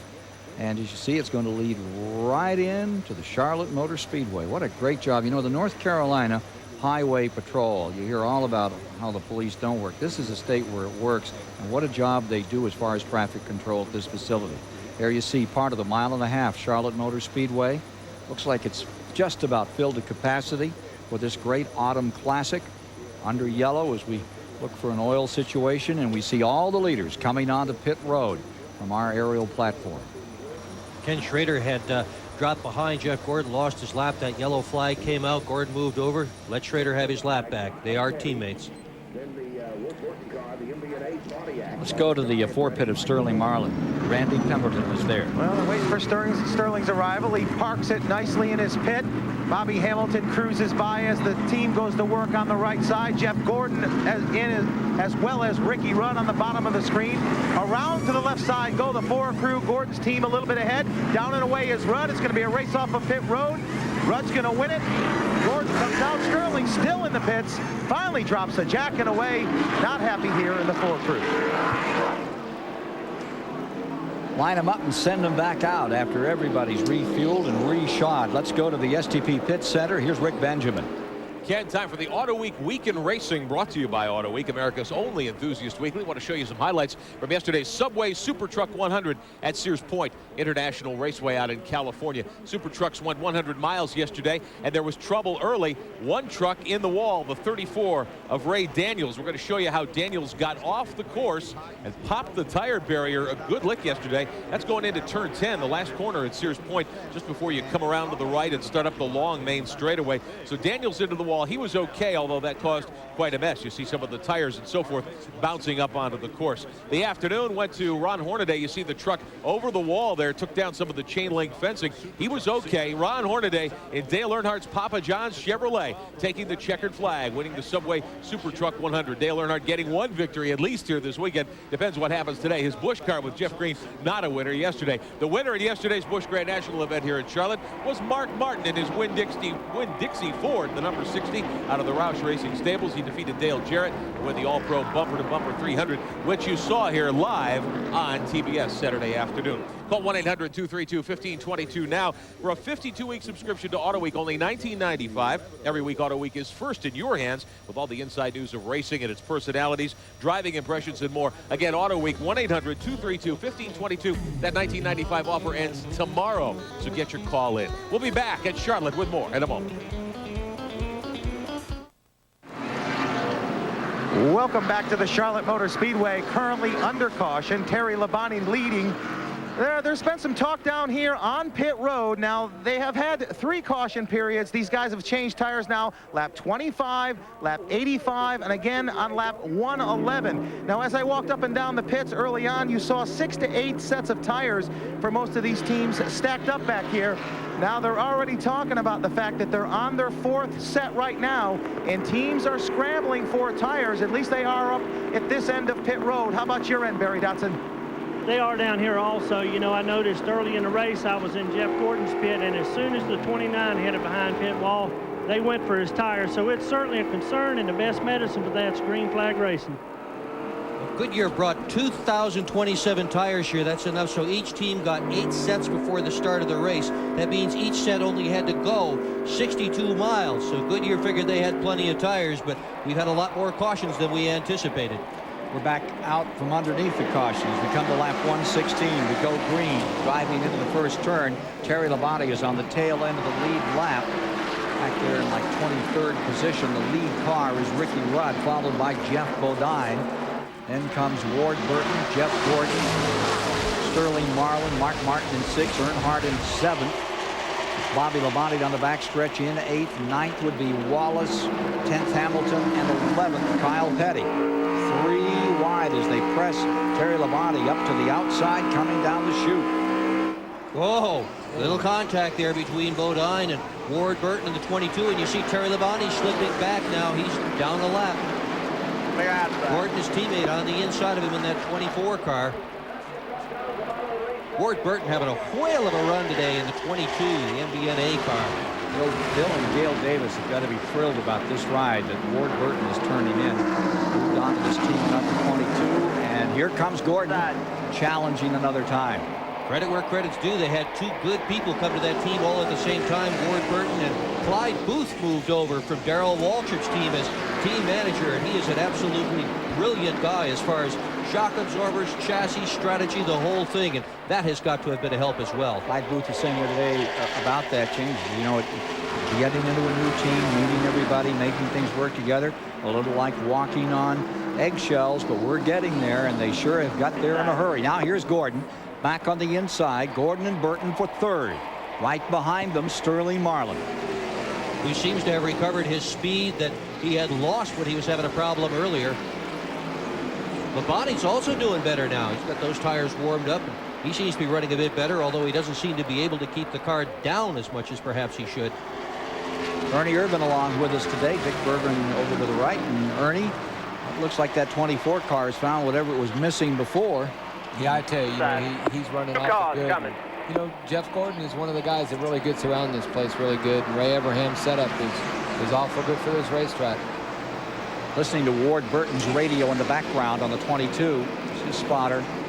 Telling him where they're deployed around him. As you dive in there at 190, you really want to know where that guy is. Yeah, you can look. You can spend a little time in the rearview mirror, checking out all the meters, gauges, and doing all that kind of thing. But you better keep a steady eye on what's happening around you, because it happens so fast. Yeah, and here on it this comes. track. Here it comes. Too. That black 3 is happening. Yeah, a black cloud of the rest of the field. Rolling up underneath Sterling Marlin, the Thunderer. Yeah, and it's youth versus experience. Both Burton and Gordon are 2 of NASCAR's young stars. They're going to be around for a long, long time. And behind them, it's Earnhardt and Terry Labonte and the 4, Sterling Martin. Guys who've been around here for a long while.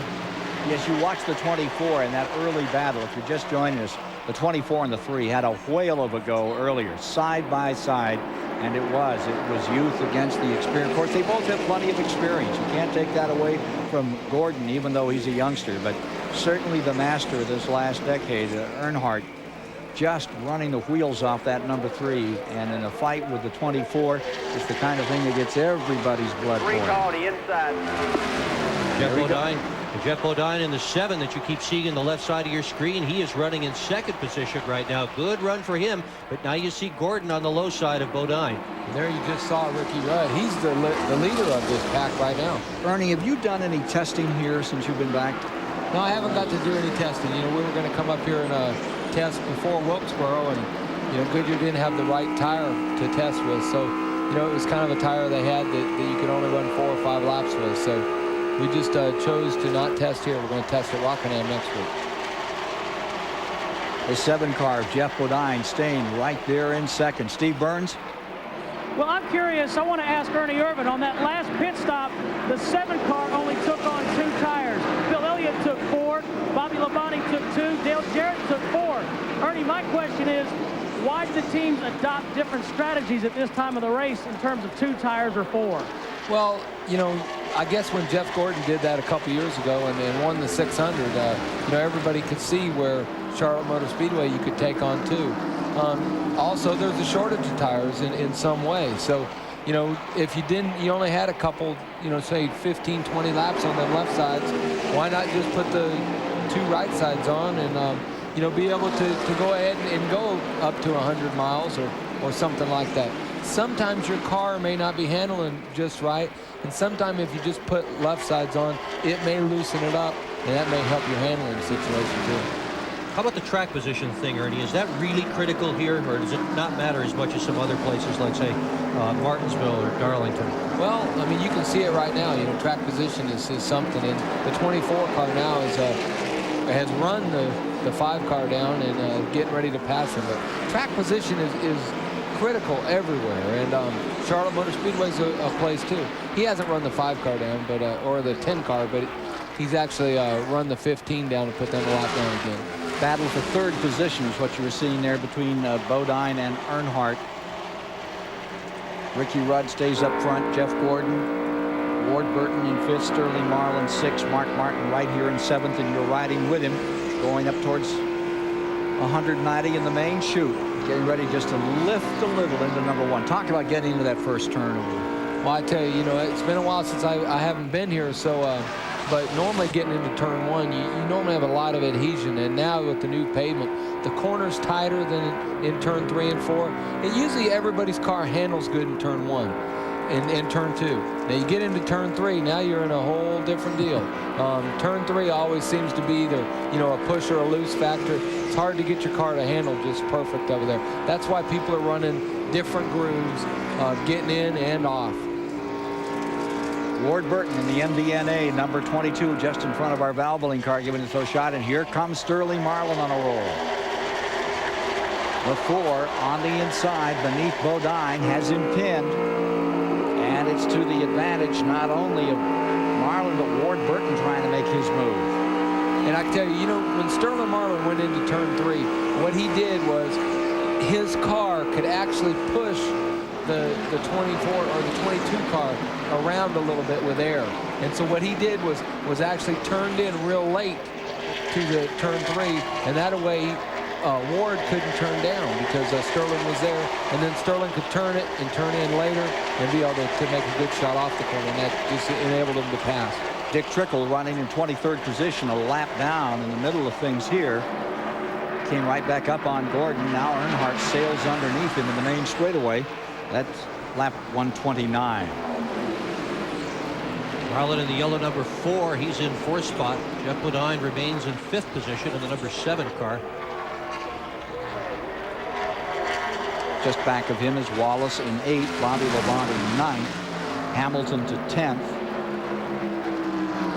Trickle's got no ride for next year, at least not so far. There are a number of drivers being talked about as a possible replacement in the 15, and in fact it's possible Trickle will stay there. There's nothing sure in Trickle's future so far other than he intends to continue to drive race cars. Hamilton's just shot by the Labonte car to take over in 9th again. That puts Bobby Labonte back to 10th. Bill Elliott 11th, and Kyle Petty in 12th. Derek Pope would be next, and Jimmy Spencer, Andretti, Michael Walker, Schrader, Strickland, Shepard, Mast, Craven 21st, Bodine 22 cars. Todd Bodine, the last car in the lead lap.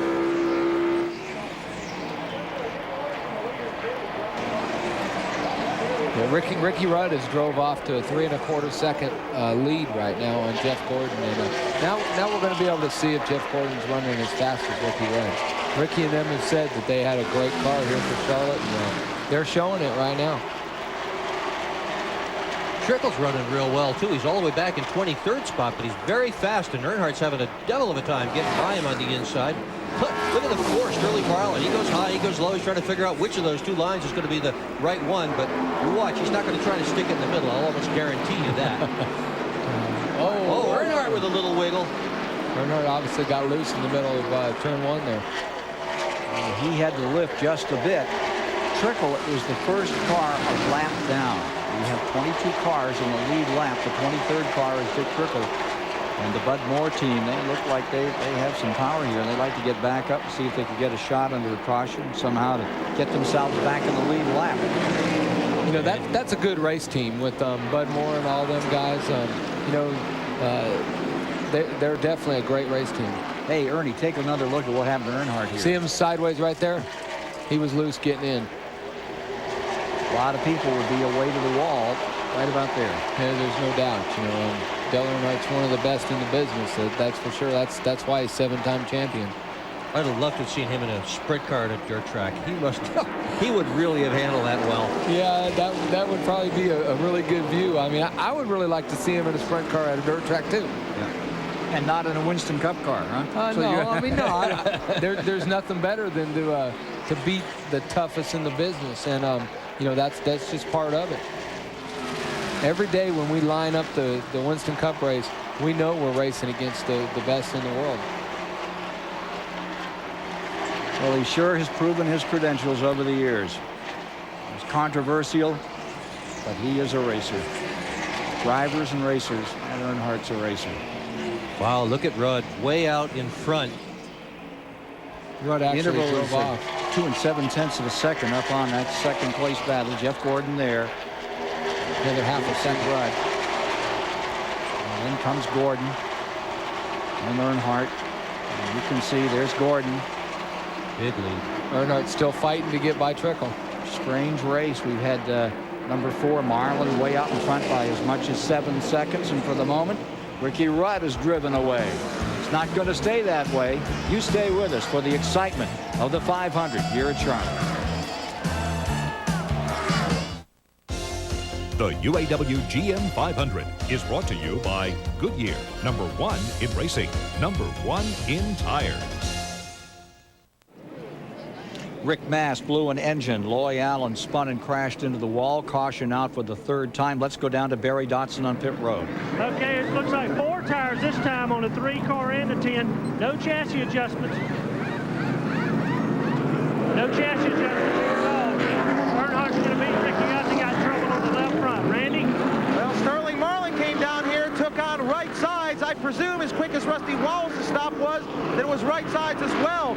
A lot of guys talking about their cars working a little better on right side tires. 24 car, Jeff Gordon with problems, stalled on pit road. They're pushing it backwards. Are they going behind the wall? They started they're back to the pit. What is the deal down in the 24 pit? Well, they started to back it up and they ran it into the wall. They've got it back out again. It still hasn't fired, and they're trying to get it.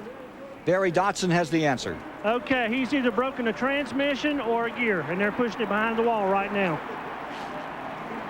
Hear that crowd? Hear that roar?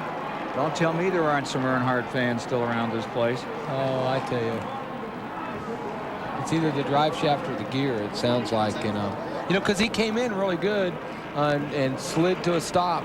But, you know, maybe when he put it back in gear, it broke.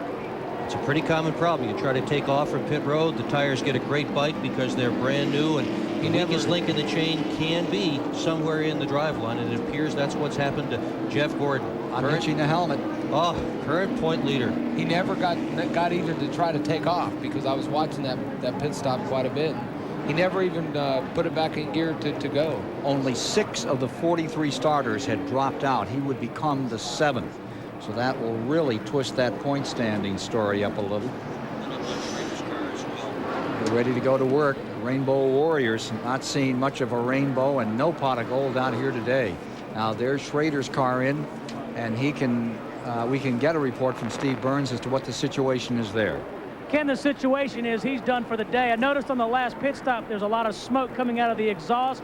He brought it back in after 1 lap. He just climbed out of the car. You'll remember during the 600, he led a lot of this race, perhaps dominated it. Schrader just said it looks like trash.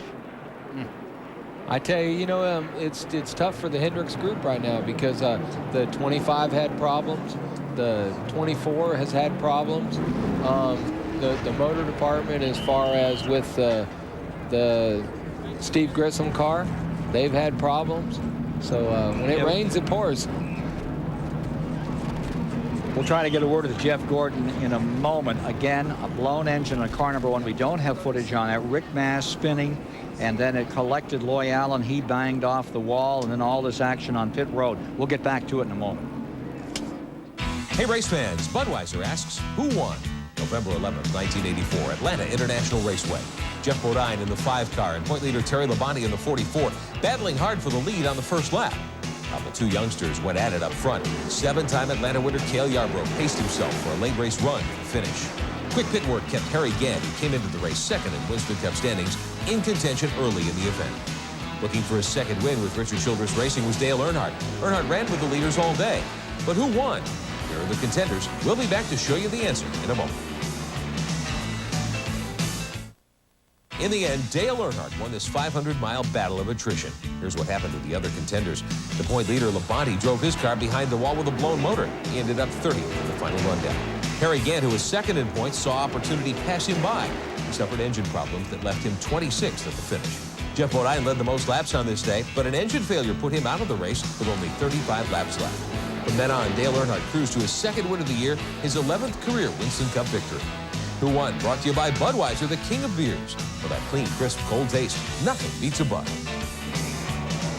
What a change of direction this race has taken. You see Terry Labonte out in front. He's actually in 20th on the tail end of the lead lap, which is 1:44. The first place car is number 4, Sterling Marlin. In second is Rusty Wallace, with Kyle Petty now third, Jimmy Spencer fourth, Ricky Craven in fifth. That's right, Craven back up to fifth. Then in sixth is Morgan Shepherd, followed by Michael Waltrip, Earnhardt eighth, Martin ninth, Bobby Hamilton in 10th. Let's get a report down on pit road from Barry Dotson. Jeff, you're going to be fine, buddy. This is just a part of what champions are made of. What happened out there? Well, I'm not really sure. You know, DuPont Chevrolet was flying out there, man. That thing was hooked up, and, you know, we're just biding our time and come in there for that pit stop, and I was going a little bit too fast and slid in there a little bit.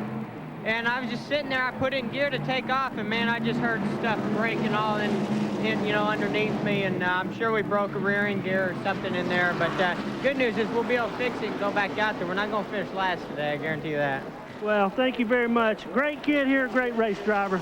Probably your future champion. Well, that big lead he had is really getting chewed on. Right now, he'd be in 35th position if he can't get it back out. He came into today's race with a big advantage over Earnhardt in the point battle, 3:02. And everybody's shuffling around trying to get tires, and you can be sure that Gordon is not going to give his up just yet. Schrader's, that's another story. Ooh, 3 wide. And Michael Waltrip just barely, just nudging, but Derek Cope was able to pick it up. Maybe not a nudge, but it sure looked like it from here. Here's Mark Martin coming after the number 30, Michael Waltrip. That's 8th position they're dicing for right now. Bobby Hamilton there.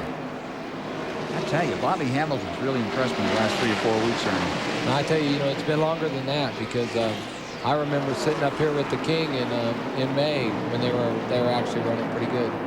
Here's the number 3. That's Earnhardt, 6th position. Ricky Craven had been in 5th. He's just lost it. And Sterling Marlin's going by Terry Labonte to try to put him a lap down again. Oh, trouble. Derek Cope. Jeff Burton. Oh, and cars all over the place. Look at this, going through the infield. Oh, and so far Humpy's paint's okay. They'll have some tires. Yeah, now they're going to get some tires now. Jeff Bodine is in there. His roof flaps are up. Spinning through the infield. There's Burton. Well, he'll be able to continue for sure. The question is going to be on the car number 8 of Burton. Cutting. Yellow flag. Look at this. Terry Labonte's going to get his lap back. Going to make it up. Yep. Big time. So car number 8, Burton, in trouble as he came out of turn 4. A turn that's given people problems all week. Spinning in front of the field. Brings the caution out for another time. He was running in 24th position, a lap down when this incident took place. Another look here.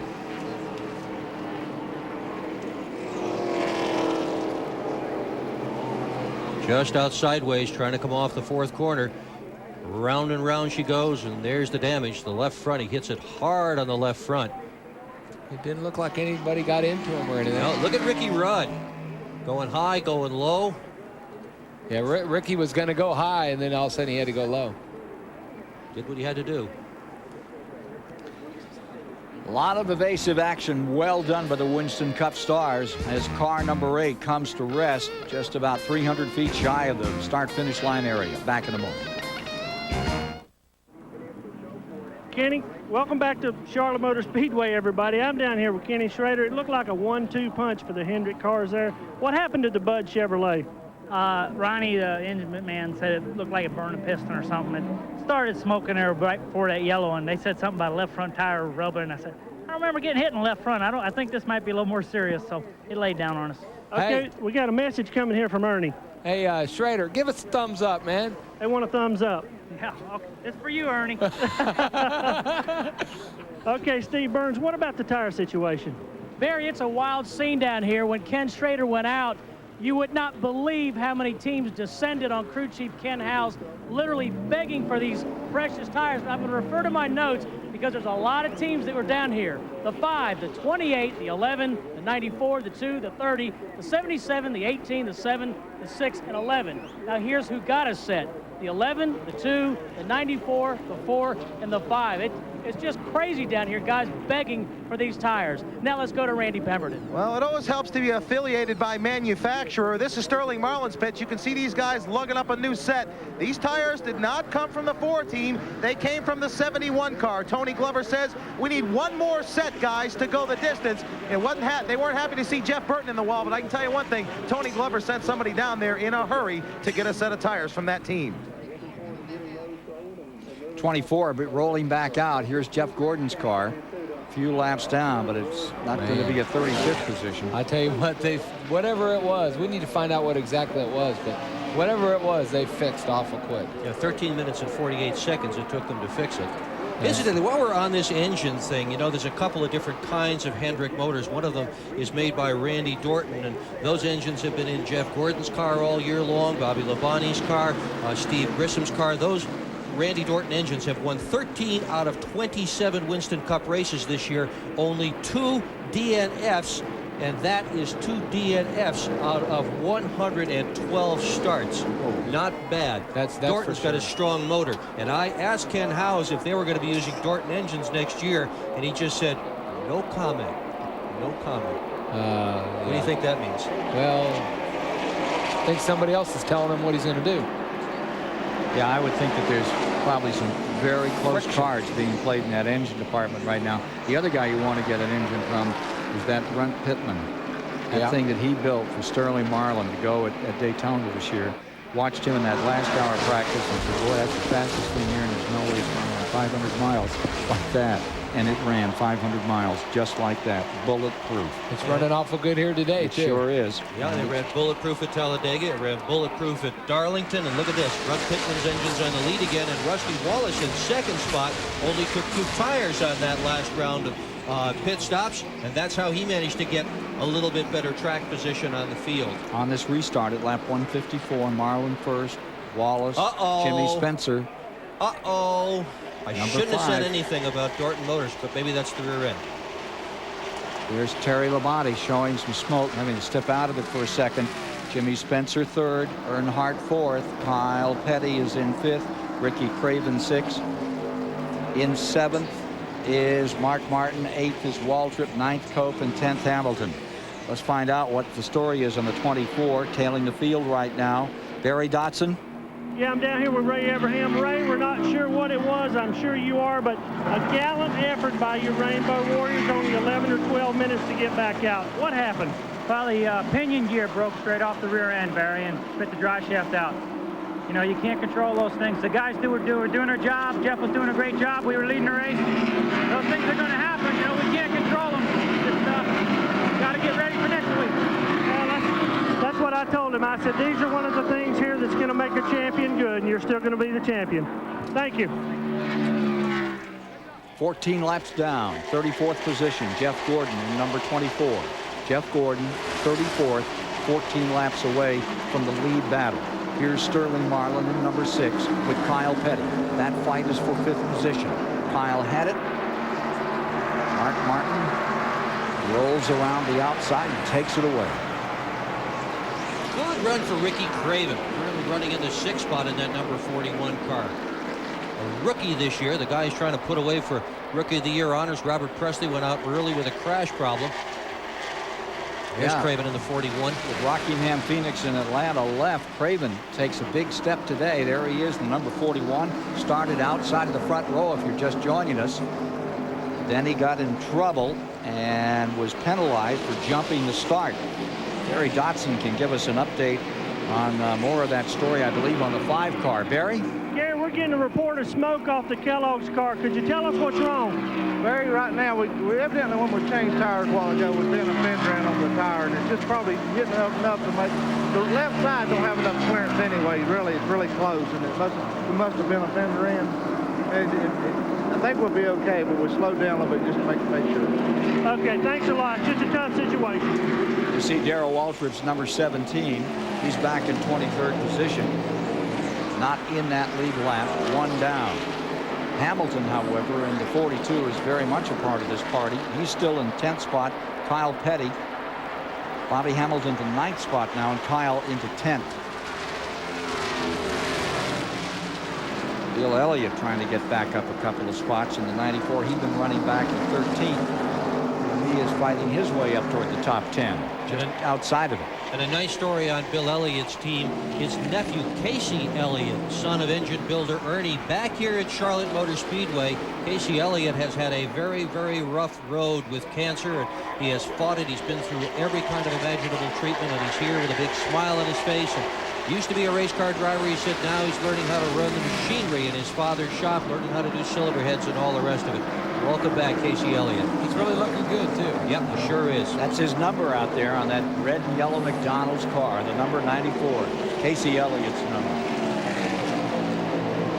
Bobby Hamilton to 8th. Michael Waltrip back to 9th. Not giving ground very easily either. He wants to try to get back in there. And here comes 94. That's Bill Elliott to 10th. Ward Burton right there in 11th. Michael Waltrip back around. He fights with Bobby Hamilton.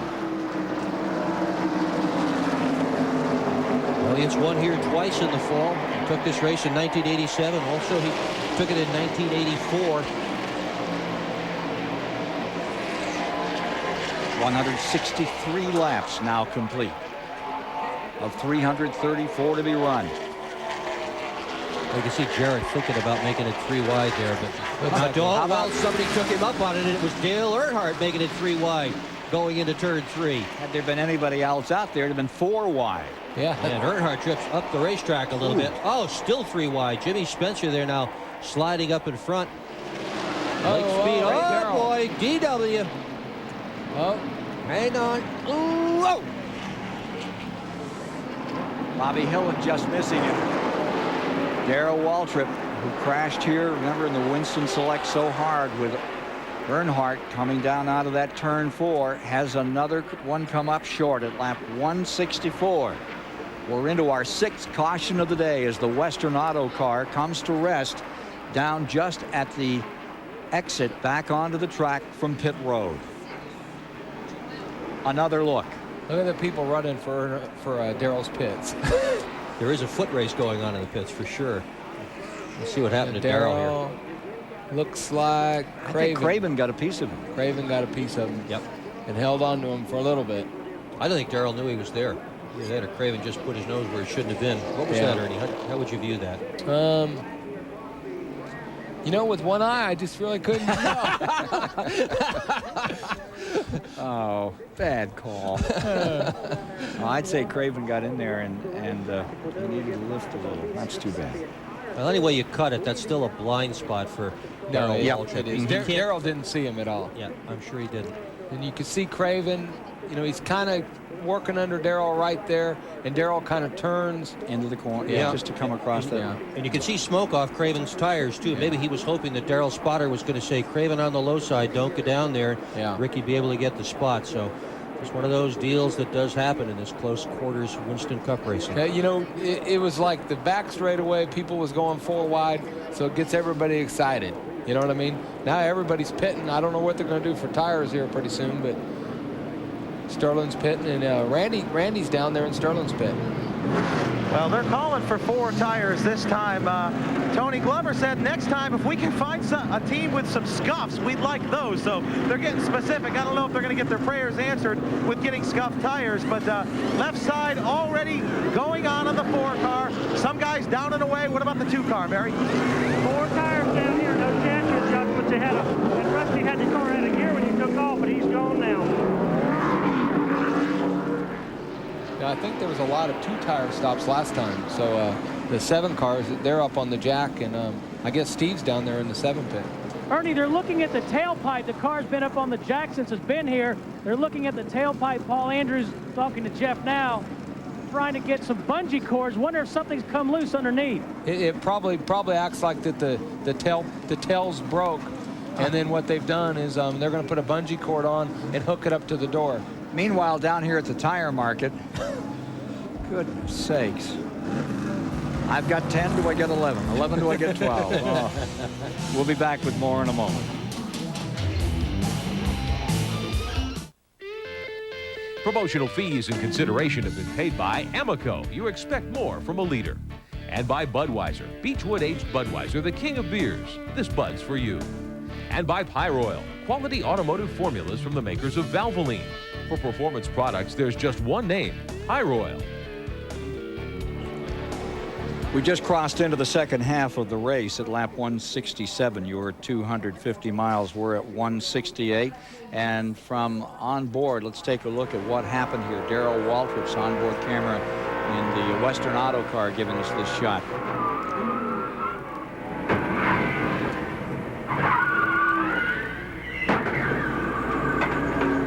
That hurts from up here. Yeah, his ribs are still sore from back in May, too. Yeah. And of course, he got banged again a couple of weeks ago. Hope he's all right. Got a Fram mid-race report coming up for you here, folks.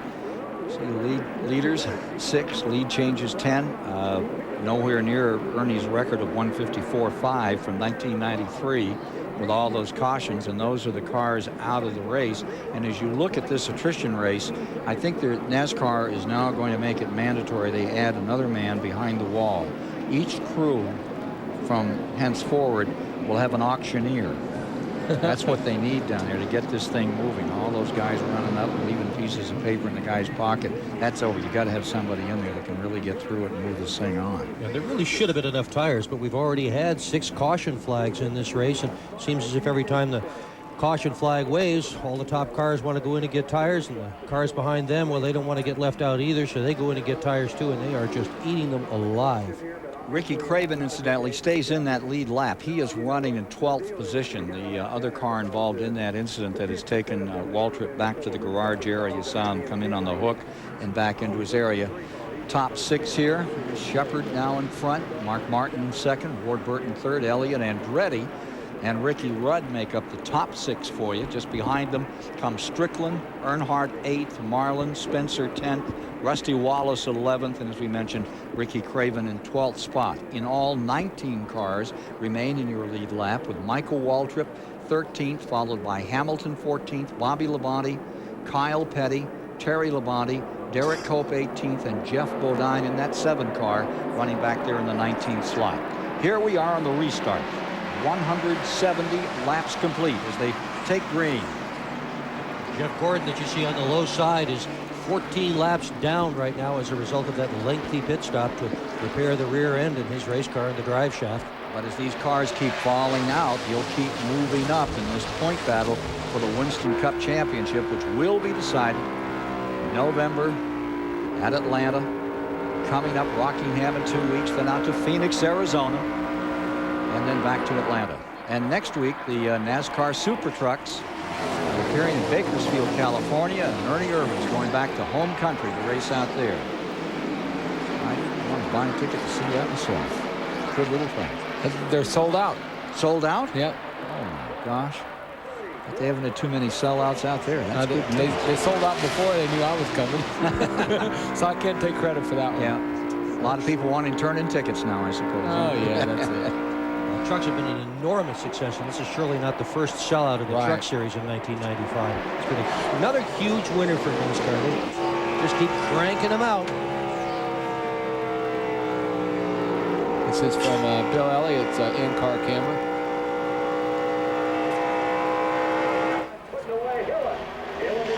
Remember, he's running 14 laps down.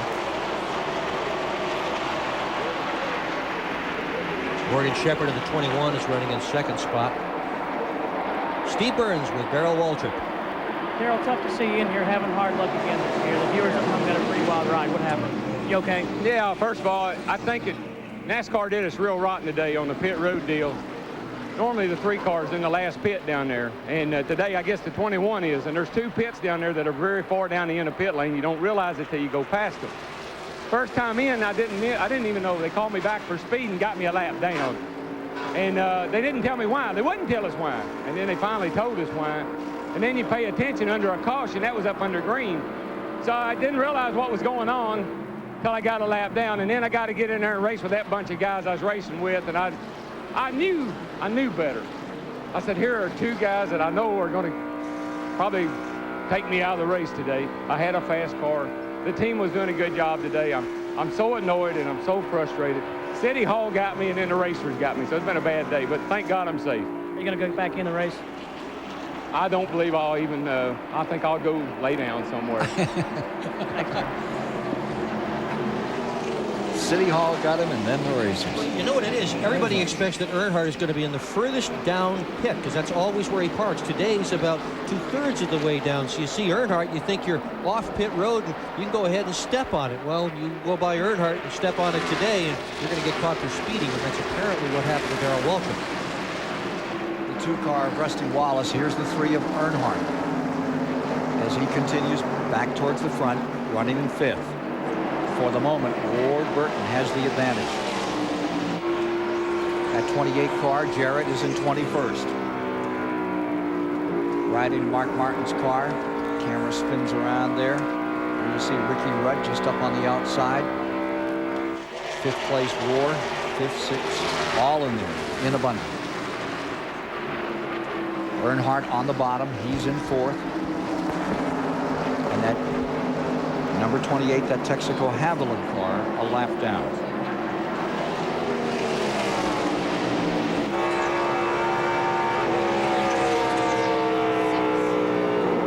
And look, right now, if we had a caution, Jeff Gordon would get one of his laps back. He needs a lot of cautions to get back in this one. Well, you know, you just never know. Maybe one position or whatever. And, Petty made up 7 laps one time, didn't he? Yeah. And Ned Jarrett did once, like 11 or something. You know, Jody Ridley won that race at Dover back in 1981. At one point, he was 7 laps down, and they kept falling out in front of him, and he wound up winning the thing. I don't think that's going to happen today, but I'll bet Gordon does make up a lap or 2 before this thing is all done and over with. He's certainly going to pick up some positions. Sounded like somebody went by with a 6-cylinder, and it looks like Jeremy Mayfield. Here's your leader. It's the 22, Ward Burton, set on the pole a year ago, or rather this past May, with a record of 185. He had the right setup. It was at night. Certainly the tires were a story there. He's done a good job for Bill Davis in this car. He was 4th at the Southern 500 in Darlington with it. He qualified 5th at Dover with it. He has really come on since he got to that team. You bet. Only the 3rd race that Ward Burton has led this season, and he's doing it in style, and he's another one that seems to be pulling away from the rest of the field. I think last week they had trouble. They didn't make the race last week, I don't think, at Wilkesboro. So just shows how tough this Winston Cup racing is. The Autumn Classic here at the Charlotte Motor Speedway. This 500-miler has a Virginia driver, Ward Burton, for the moment with the advantage. Bill Elliott finds himself in 2nd. Ricky Rudd in 3rd. Jimmy Spencer 4th. Marlin 5th. Earnhardt 6th. Wallace to 7th. Martin to 8th. John Andretti 9th. And Morgan Shepherd 10th. As the shuffle continues up in front. 181 laps now complete. 271.5 miles.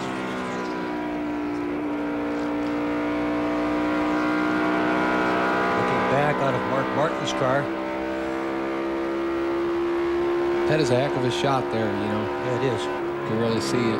Rusty Wallace back there in 9th, closing in.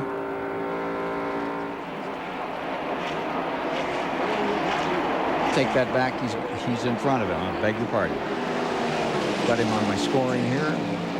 Wallace and About a Earnhardt lap behind, and he's gone right through him in a lap. Yep, Wallace and Wallace is up another spot. No place for either one of them to go, though. Spencer and Sterling Marlin occupying all of the racetrack that there is. Rusty now decides to drop in behind Earnhardt. You know, that's a hard thing. Like Sterling Marlin, he drove into turn 3 with the Jimmy Spencer's car on the outside of him, and he had to let off a little bit early. If he's side by side with him, that makes his car loose. So he tries to lift a little bit early and let Spencer go on and go up a little bit, and then pick the throttle up earlier and try to get off the corner better. How do you figure out where you're supposed to back off to get into the corners here, Ernie? Is there some sort of a mark that tells you this is where you get out of the gas, or how do you do it? Seat of your pants. It's like you keep going each time, sometime on the racetrack, and there's sometimes you have a mark, say a white line or something that you feel like you can go to, but something tells you in your mind, and it's the seat of your pants kind of tells you when to lift. Jimmy Spencer finds himself to 4th. Sterling Marlin and Earnhardt having their own war for 5th now. Wallace in it. Here's Dale Earnhardt around Marlin. He's into 5th. Dale Earnhardt to 5th. Marlin 6th. Wallace there. Dale Jarrett Carr still in that, but remember, he is not in the lead lap. Memories of the fall season always come when you come here to Charlotte for this great 500-mile race. Just remember, going to getting on the football field, and then whenever I got through practicing there, I got a basketball in my hand. So it was a good time for me. I enjoyed that time of year a lot, and just remember spending endless hours outside in the front yard and then on the basketball court. Welcome back live to Charlotte Motor Speedway. Rick Benjamin of the SDP Pit Communications Center. Closing it on lap 190. Ward Burton is the leader. His brother gave us a thrill about 40 laps ago. Jeff Burton with us. What happened to your car? Well, my story won't be as interesting as Darrell's, but it'll be pretty interesting. Earlier we put a set of tires on. We were running like 12, put a set of tires on, and I thought the tire was cut, but it wasn't, and I just had to ride it out, got a lap down. But then the car got good, and I was sitting there running, and I think I just run a little bit too hard. It just plain and simple got away from me. Pulling for Big Brother now, though. He looks pretty good. So how stout is that car today? Well, I think right now he's enjoying this 23 car because the guys can't get by him. He's holding them up there. So he's got a super good race car. If he can keep it 23 right there, he might win this thing. Good, it'd be great to see that. You're going back in the race in a few minutes. Oh too. Yeah, they're over there working. I have to apologize to him. It just plain and simple got away from me. I was listening to Ernie earlier, and he said your seat of your pants just tells you when to get off and get on, and my pants lied to me. Well, Jeff Burton, good to see you. Glad you're okay. Wish you well the rest of the season. Ken, back to you. 3 wide. Whoa. As you watch Sterling Marlin cutting close here, going into 4th. Earnhardt up to 5th. Jimmy Spencer getting dropped back. Here comes Rusty Wallace as well on the inside, making his way through.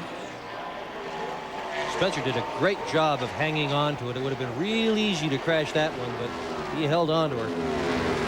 He's had a strong run here today, Jimmy Spencer. He has run in the top 10 for much of the day in that number 23 car. Terry Labonte's right back in this thing too again, Ernie. Yeah, is Terry on the lead lap yet? Yeah, he's ninth. Such.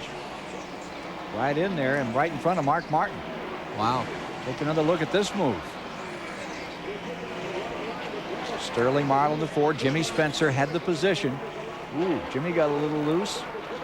Pierre got taken off that one. Yeah, it looked like Jimmy was just real close to the wall and flinched a little bit just to try to make sure he didn't hit it, and had to lift a little bit, and then the other cars went by him. So, change of positions out here. Keep the lead with Ward Burton. Second spot to Rudd. Elliott third. Now Sterling Marlin into 4th. Into 5th, Earnhardt. 6th to Wallace. 7th to Terry Labonte. 8th to Spencer, and trying to take it away from him is Mark Martin in 9th with John Andretti on the tail end of this in 10th spot. And I tell you, I think the 28 car is going to end up passing the 22 car and try to get his lap back. He's been running him down quite a bit. The 28 car of Dale Jarrett is now within 5 car lengths of, well, that's more than that. Call it a dozen of number 22. Here's Jimmy Spencer on the outside. Mark Martin on the inside, down at 1. And from that Valvoline in-car camera, Mark Martin willing to give him some running room. John Andretti pressed right onto the rear bumper. 10th spot behind Mark Martin. Well, you see how quickly fortunes can change in this game. Your current leader, Ward Burton, didn't even make the race last week. Jimmy Spencer doing a great job running in 9th spot, was dead last in the running order when they dropped the checkered flag. Jimmy Spencer holding position, 8.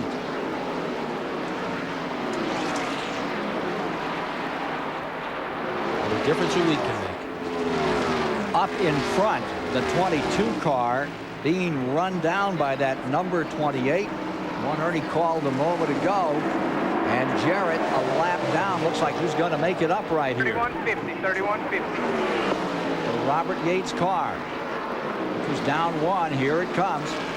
You're listening to the radio of number 22, the Davis car being driven by Ward Burton, up in front. And I tell you, you know, the way the 28 car got a lap down was he had a tire cut or something on the right rear, they said. So, you know, he's been running good all day. It's just a matter of just getting back on the lead lap. And that 3150. 3152. 3152. You just heard the 3152. You know, he's been running really good, but according to what the guys run yesterday, need to be running a couple 3/10 quicker to stay ahead of everybody. And you know, but Ward's doing a great job. It's the same car Jarrett drove when he won Pocono. And Ernie, as he goes by and tries to take his lap up, that's the same car you won in, is it not, in 1993? Yeah, it sure is. It's the same car I tried to pass in the grass with. So that car's had a lot.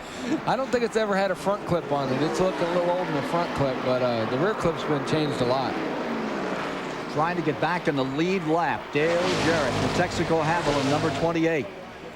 Up on the outside, Ward Burton is able to keep him down a lap for the moment, but for how long? Meanwhile, Ricky Rudd is closing on the 22. Jarrett away clean through 3 and 4, and he's back into the lead lap. This is a lap You'll go 3. faster like that right there. That's a smart move, Ward. Let him go. You'll go faster like that. You're a spotter telling Ward you did the right thing. Just let him go. Follow him. You'll be fine. Stay low. Stay low. I don't think he really had much choice to let him go. I don't think he did either. Sounds good, though. He's doing a real good job. It was 2.7 between first and second. Now it's 2.5. Rudd is catching him up. Meanwhile, Spencer in this dogfight with Mark Martin. This is for 8th. This one's been going on for a while, too. 201 laps are complete, 301 miles. Mark Martin on the bottom, Spencer on top. John Andretti right behind them, looking this over. And he's in 10th position, so all 3 of those guys were fighting for spots. Second place here. There's Ricky Rudd, Bill Elliott. What a great day Elliott's having. Sure is. You know, he's been real quiet all day, but you know, he's just obviously been running real good.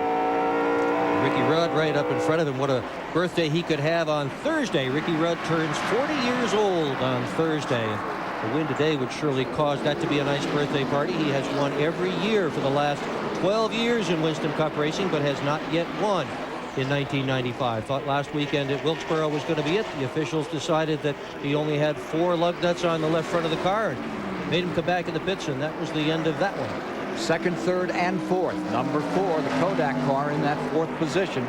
Earnhardt trailing behind them, and you can see him there. Another birthday boy this coming week is Morgan Shepherd, who will turn 54 also on Thursday. Rudd and Shepherd with the same birthdays. To the inside, here's Marlin making a move, trying to get through on the bottom side of the number 94. Bill Elliott able to hold him off in that McDonald's car. Another stab at it in turn 3. Elliott now has come back all the way from that earlier pit problem that he had. That's right. Yeah, dropped the car off the jack too soon, or it fell off the jack, one or the other. But boy, he has soldiered on. Elliott just does not give up. And running in a solid 3rd position, running strong enough. Who knows at the end of this race? It could be an Elliott day here at Charlotte Motor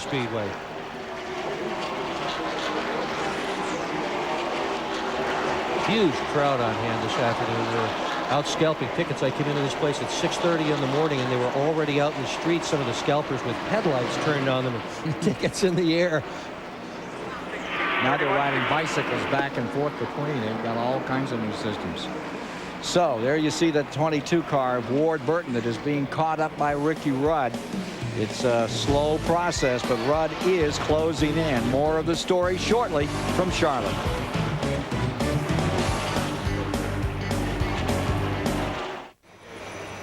The 36 Fall Classic, the UAW-GM Quality 500 at the Charlotte Motor Speedway. And from the steel aerial platform, a view of this great facility. Let's get into some of the action here. Follow the man who's out in front. It's a Pontiac leading at the present time, number 22. Right there is young Ward Burton out of South Boston, Virginia, in the Bill Davis car. And second place is right there. That's Ricky Rudd. And the interval has closed to 1 3/10 of a second. It was at 3.6 about 35 laps ago. So definitely Rudd is reeling in that leader.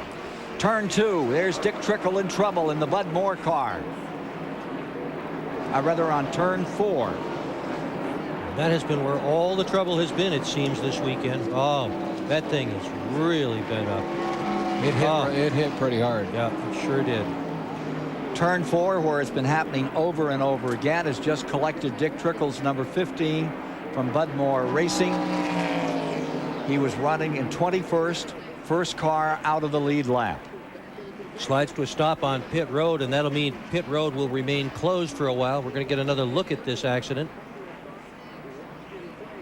Spencer on the high side, Trickle on the bottom. Oh, there it goes. Trickle just lost. Oh, almost got Spencer. It appeared as if the back end just came right out from Trickle. He hit hard. Spencer can count himself as very lucky in that one. One more coat of paint on that back bumper, and he'd have been collected in that thing. See it again in one more angle. Yeah, he just plain lost it. Oh, that was close. He might have even touched him. Might have just touched Spencer, but if he did, he sure didn't touch him hard. Andretti and Hamilton thanking their lucky stars. They're able to get through it. And Dale Jarrett ended up with his lap back, and Jeff Gordon got one of his laps back. Oh, Trickle trying to drive this thing to get it into a pit stall. Gordon now 13 laps down. He's shown in 31st position. He's done it. Trickle has gotten that, well, I don't know if I want to call that a car. What's left of a car is in his pit stall. He wants him to fix it so he can get back out again. Oh, gee. And pit road is about to light up. Here comes everybody. Leaders on pit road, lap 213. 319 miles down. Let's go to pit road with Barry Dodson. Okay, I'm down here at Ward Burton's pits. It's going to be a 4-tire change. He wanted a track bar change and weren't going to do it on the green flag, but they did it just now. The car's a little bit tight. Pretty good stop going on. All right, Ricky Rudd's in there already finishing his left side, and he's going to beat him out here.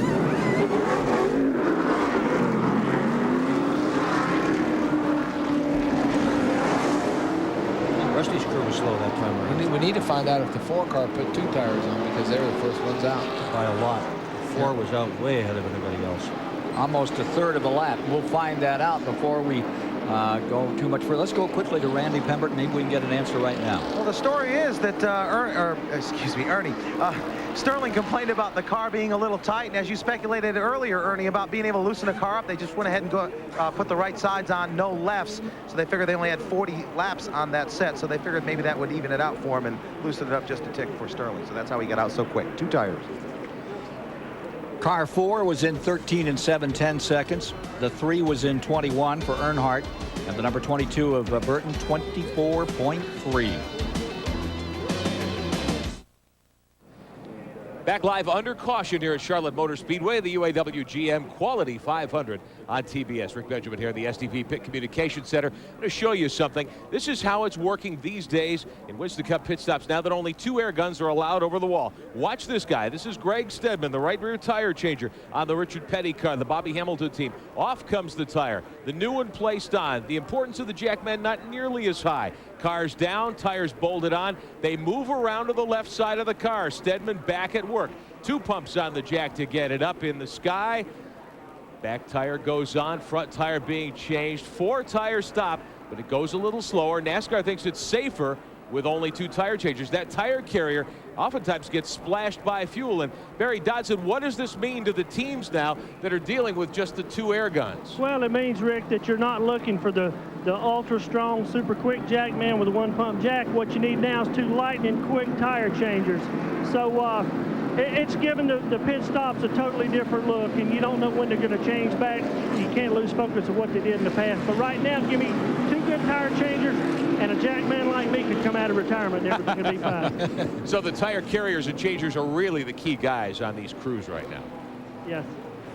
More pit stops, a couple of cars on the road. Todd Bodine, Bobby Hillen on pit road, Ken Squire.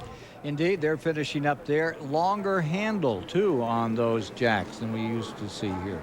Well, I don't think that the guys are necessarily using longer handles, but they're using a 1-pump jack. And, you know, Jeff Clark, the guy that does our pit stops, and the jack man, he's a big guy. He's 6'5", and it's amazing how he gets that car up. Well, I but understand. Now, the right side tires have not, the stops have not changed. Now the left side has. The right rear tire changer has to run around all those guys, and then they've got to take the lug nuts loose. Normally the lug nuts would already be off. So what the jackman does is he goes ahead and lets the guys finish their job completely, drops the jack, they run around before, and then the jackman comes up because he can get it jacked up by the time they get the lug nuts off. I know that a few of them out there have looked to run a longer handle on that thing just so they can stand further back and watch those 2 guys. That's exactly right. They stand way back on that handle, and using peripheral vision, they can tell when both the left rear and the right rear guy is done, so that's time to drop the jack.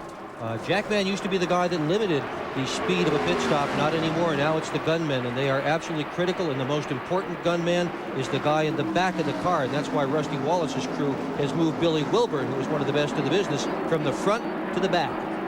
218 laps complete this time by with Sterling Marlin and Ricky Rudd now mixing it up in front. Earnhardt third, Earnhardt third, Terry Labonte into 4th, Ward Burton 5th, and Bill Elliott in 6th. And you see Jeff Gordon leading that pack, remembering that he's 13 laps down, running in 31st position after mechanical problems put him back behind the wall. And Earnhardt is on the move another time. And Gordon has just picked up 3 points as a result of Dick Trickle's problems, and that's why they work so hard to get him back out there. Every single car that you can pass, every single car that gets in trouble, works to Jeff Gordon's advantage. You saw that number 90 car right behind Earnhardt. That is Mike Wallace. He is 1 lap down in 21st position. And the Heilig Myers folks, they got a lot to cheer about today. They're having a pretty good run in that number 90. There's the 22 right there with it. That 22 is up in the hunt. He's in that lead lap. Ward Burton in the 6th position. Tight, close stuff there. That was tight. Yeah. For the lead, top 3, Rudd, Marlin, Earnhardt. Look like they got Earnhardt's car handling a little better now, it seems like. If you're just coming on board, Earnhardt started 40-30. He had to take a provisional starting position to make this field. And up he has come, slashing his way through in the first 35 laps into the top 5. Now he's contending for the win. In 2nd in the point standings, 302 points back as he came into the afternoon. And the man in trouble has been Jeff Gordon. Had to come on pit road, back into the garage area, make changes, and finds himself running well down from the field, but he's back out, and he's running a good pace at the present time.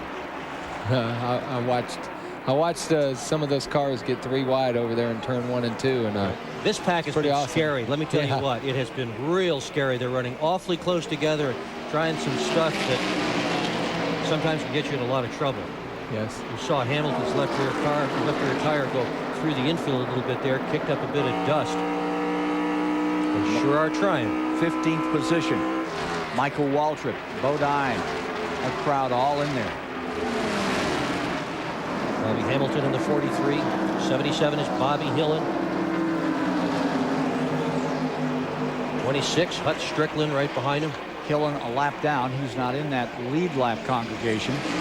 Hut's crew chief, Richard Brew, may well be moving to Ricky Rudd in 1996. They are in negotiation at this point. Nothing's settled, but Hut's got himself another ride, and that split up the team. And both Broom and Hutt had hoped they were going to be able to keep that team together when it was sold, but so far the team hasn't been sold, and they've both had to do whatever they can to make sure they stay employed in 1996.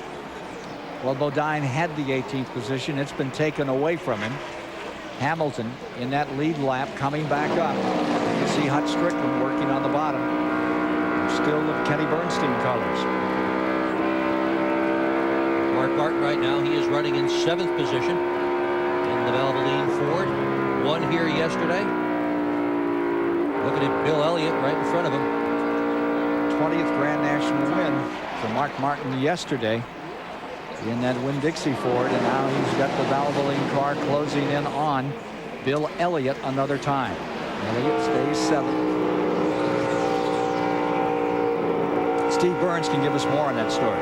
Ken, you just referenced Bill Elliott. Just before the last caution for Dick Trickle on lap 215, I talked to Mike Thomas, the tire specialist.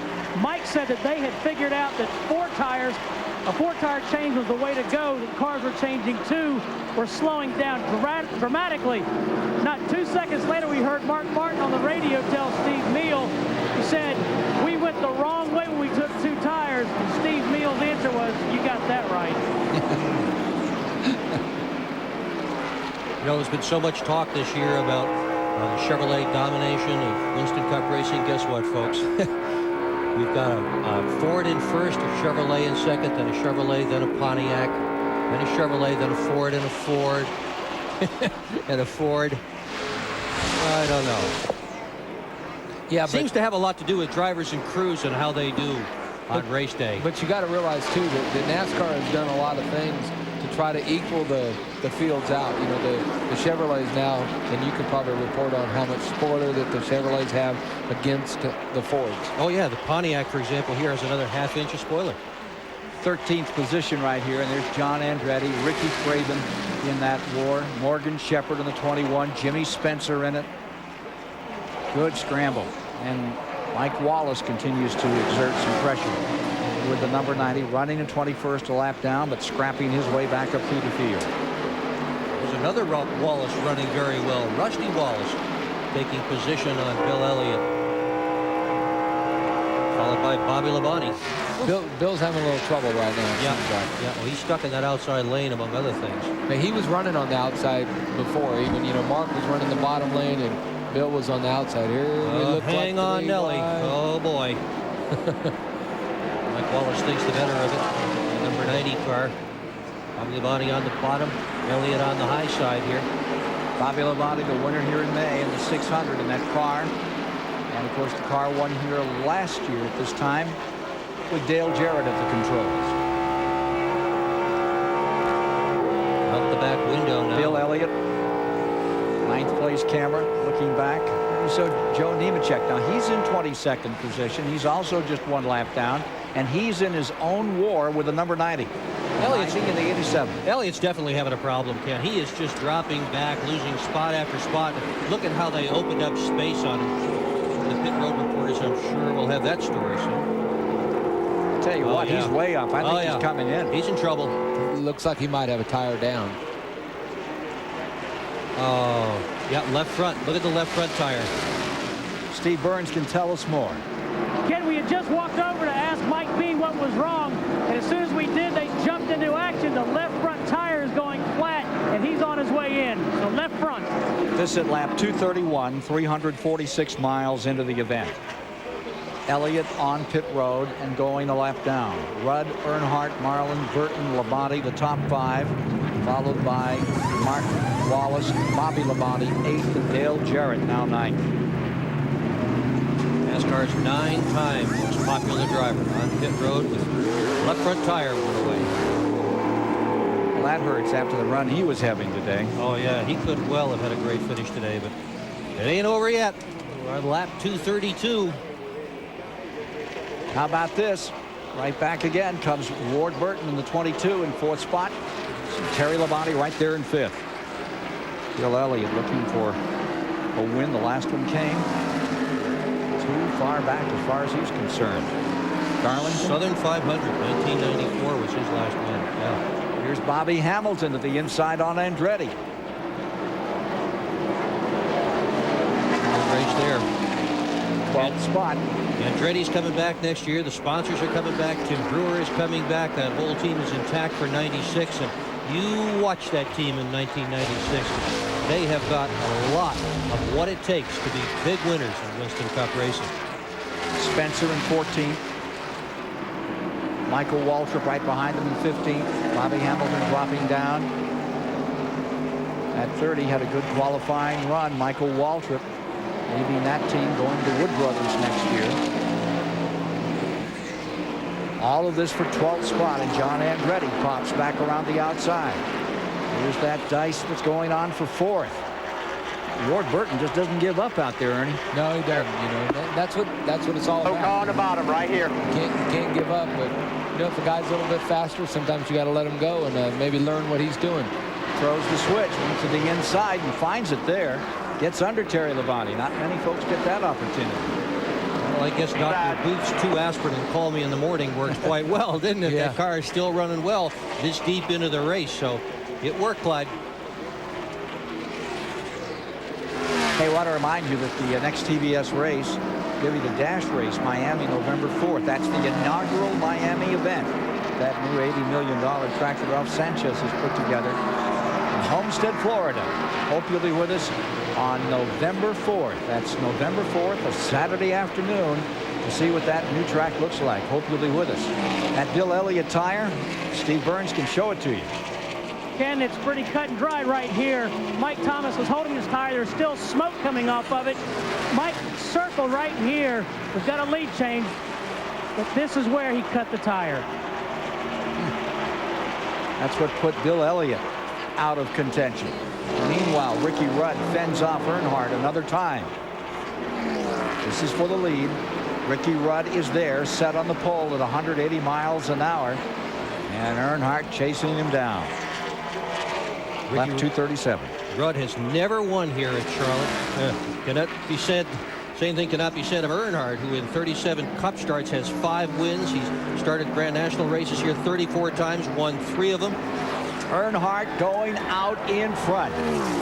We may see history made today. It's been a long time since anyone has come from 43rd position to pull it off. Johnny Mance did it. Darlington, the year it opened. One other time it's been accomplished. And right now, Earnhardt's trying to be the 3rd man in Winston Cup history to do it. Can he stay there? We'll see. Ricky Rudd back to 2nd place. Marlin's 3rd. Labonte 4th. We still have 19 cars in the lead lap at Charlotte. Now you're hanging on to the back end of Brett Bodine's car number 11, riding in 26th position, a lap down.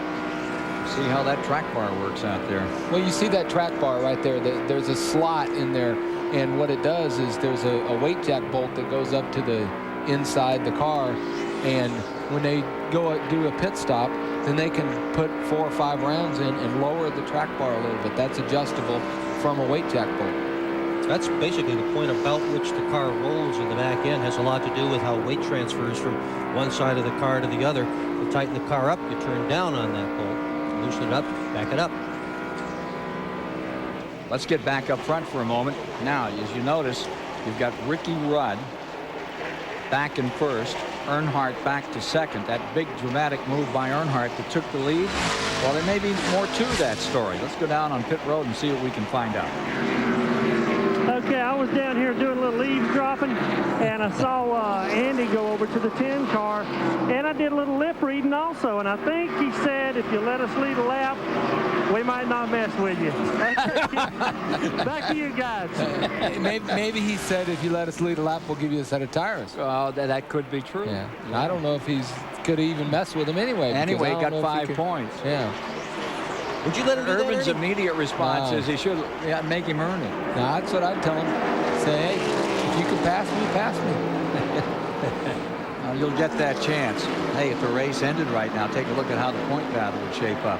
Gordon's still in front, but from 3:02 down to 2:05, really cutting into it. That'd with be 3 to go after a big cut. You know, another side of that story about letting Earnhardt go ahead and get his 5 points means you're not going to have Earnhardt all over your back bumper pushing you around either.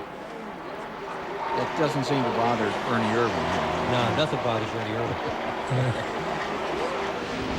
Bakersfield, California, NASCAR Super Trucks next weekend. If you didn't get your ticket, too bad. Sold out. But I guess they're going to televise that. Live on TNN. Oh, and yes, wrong network. Now you've done it again. Oh gosh. Can't trust him. He's just back straight away. You asked. Take a look. Terry Labonte in 4th spot. Ward Burton in 5th. Mark Martin in 6th. Rusty Wallace and Dale Jarrett into 7th. Rusty Wallace in 8th. Bobby Labonte 9th. And Derek Cope 10th. Kyle Petty is 11th.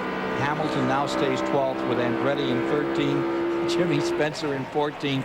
And Morgan Shepherd in 15th. I bet he got a free chicken dinner for that. Here, take a look at this one. Here's Jimmy Spencer coming after John Andretti. You're looking at a scrap in 13th spot. It's a beauty. It could get 3 wide out there, Ernie.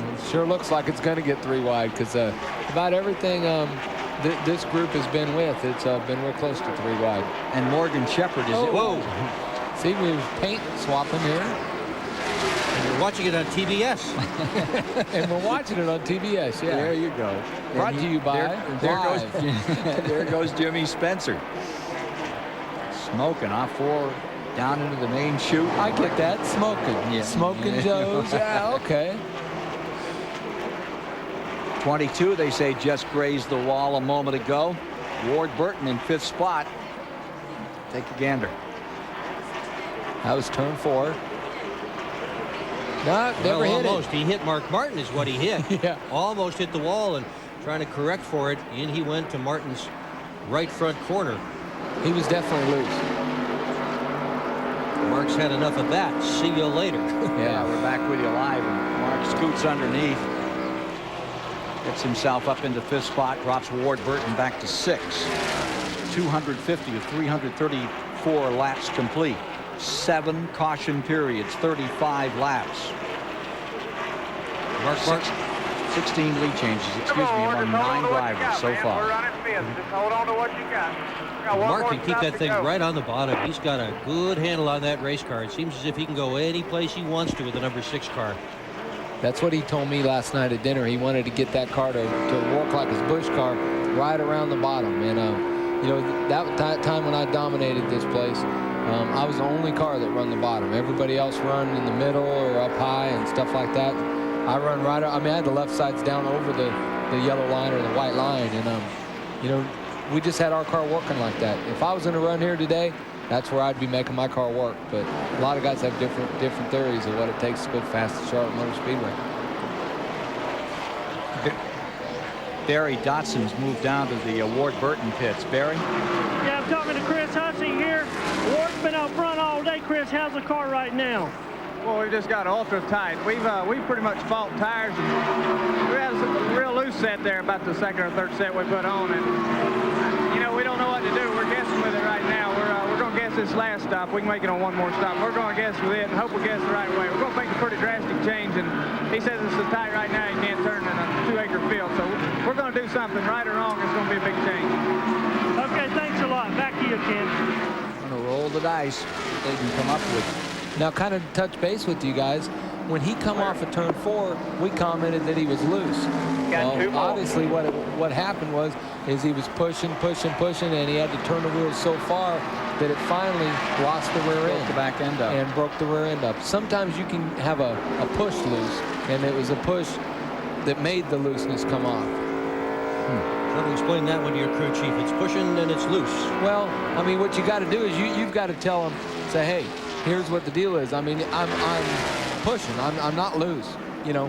But the crew chief looks at you and says, man, are you crazy? I just watched you get sideways off of turn 4. But hey, you know, you got to do what the driver feels in the seat of his pants, and that's what he's feeling. You know, for a guy that's having a tough time, he sure is running awfully well. Look at him, hanging right onto the back end of the 6 car. It must be not as much of a, how many acre field did he say? I don't know. He's got 3,000 acres here, so I guess he's all right so far. He's all right with the field. 255 laps, 382 miles have been completed. 120 miles left to go, and Ricky Rudd is still in command of this race. But Earnhardt lies just 20 car lengths behind him in second. Back that up by 15 car lengths, and you have Sterling Marlin third and Terry Labonte fourth. A lot of action remaining in this, the UAW-GM 500 from the Charlotte Motor Speedway. A quick note to you, a little struggle here between the 2 and the 18. Here's Rusty Wallace back at it for 8th spot with Bobby Labonte. Rusty with the advantage, holding 8, Bobby Labonte in 9th. The National Motorsports Press Association passed on a note to us. They're organizing this NASCAR Winston Cup Most Popular Driver program this year. And if you got a favorite driver and you want to cast a vote, you can do it. It's a 900 number. That's for the NASCAR Winston Cup Most Popular Driver. You might want to write this number down, folks. 1-900-737-2378. I'll give it to you again before we get off the air. But this year, the NASCAR's most popular driver. Need your votes. I think that's the first time that they have done it like on a phone call deal. Yeah. So everybody can get involved. Yeah. Fall Classic here at Charlotte, and one of the favorites year after year has been Bill Elliott. Bill, what are your memories of the fall and the autumn? I love the fall of the year because up where I grew up was always a big deal to come up to the mountains and see the foliage turn and all this stuff. And now it's a prime time to go right around town and see what everybody was doing and see all the folks come into town to come up and see that event. And I've always liked this time of year. It's kind of a situation to where, you know, you've been through a long summer and it's time to change the seasons, and I think it's the most colorful part of the year. Just a touch of color coming into the countryside around the Charlotte Motor Speedway here in northern North Carolina, up in Anacolola Falls, where Bill Elliott's from. Imagine it's getting pretty up there. And if you really want to see some color, go by the Dawsonville Pool Room. I'll tell you, that is a colorful place. We're 263 laps down in this 500-mile race. And there's Ricky Rudd and Dale Earnhardt going first and second at the present time. Earnhardt stays right there, looks him over. Got a thank you and a howdy from Ricky Rudd for getting those 5 points. Wonder if Earnhardt was just playing a little game there. Yeah, I really need the help. Could you just give me a little bit of help? Watch this. Get down to the end, and he'll start grinding. You're exactly right. You know, you look at Rudd's car, the left front corner of that thing is dinged. See that, how it's pushed in a little bit? He's obviously come in contact with somebody during the day's race. I don't know if anybody hasn't come in contact with somebody today. It's been a rough little race, and you know, not a lot of real big fender bending, but a lot of real tight racing. Other than Dick Trickle. Yeah, his was a big fender bender. He bent her up good. Yeah, Darrell, we've had a few. Ricky Rudd, your leader. The setup he's got in that car today is very similar to the setup he had last week at Wilkesboro. He started at the tail end at Wilkesboro, worked his way toward the front.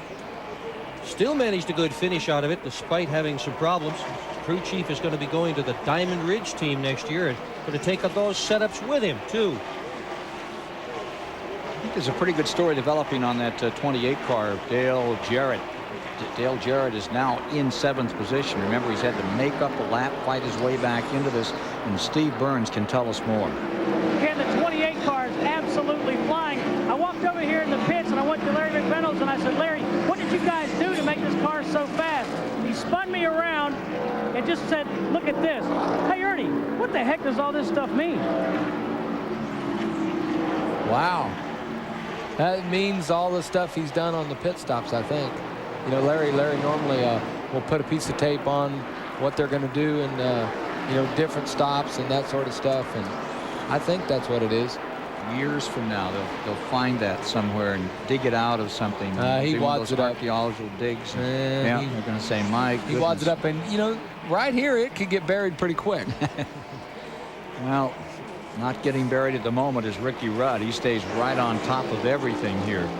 Started from the pole at 180 miles an hour and continues to draw a bead on another win. That would give him, what, the 13th consecutive season that he's won a Winston Cup race. Getting down to the end of this one, Ricky Rudd out in front.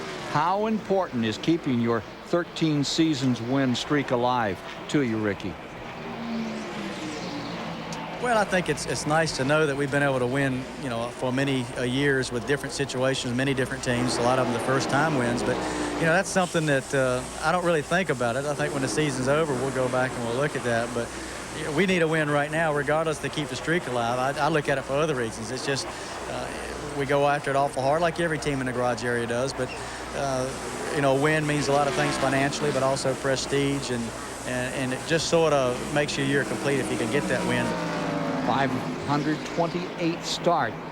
Looks like it could be a win right now, but there's still a long ways to go. 270 laps now complete. In the record book, we're past the 400-mile mark into the last 100 miles of the event.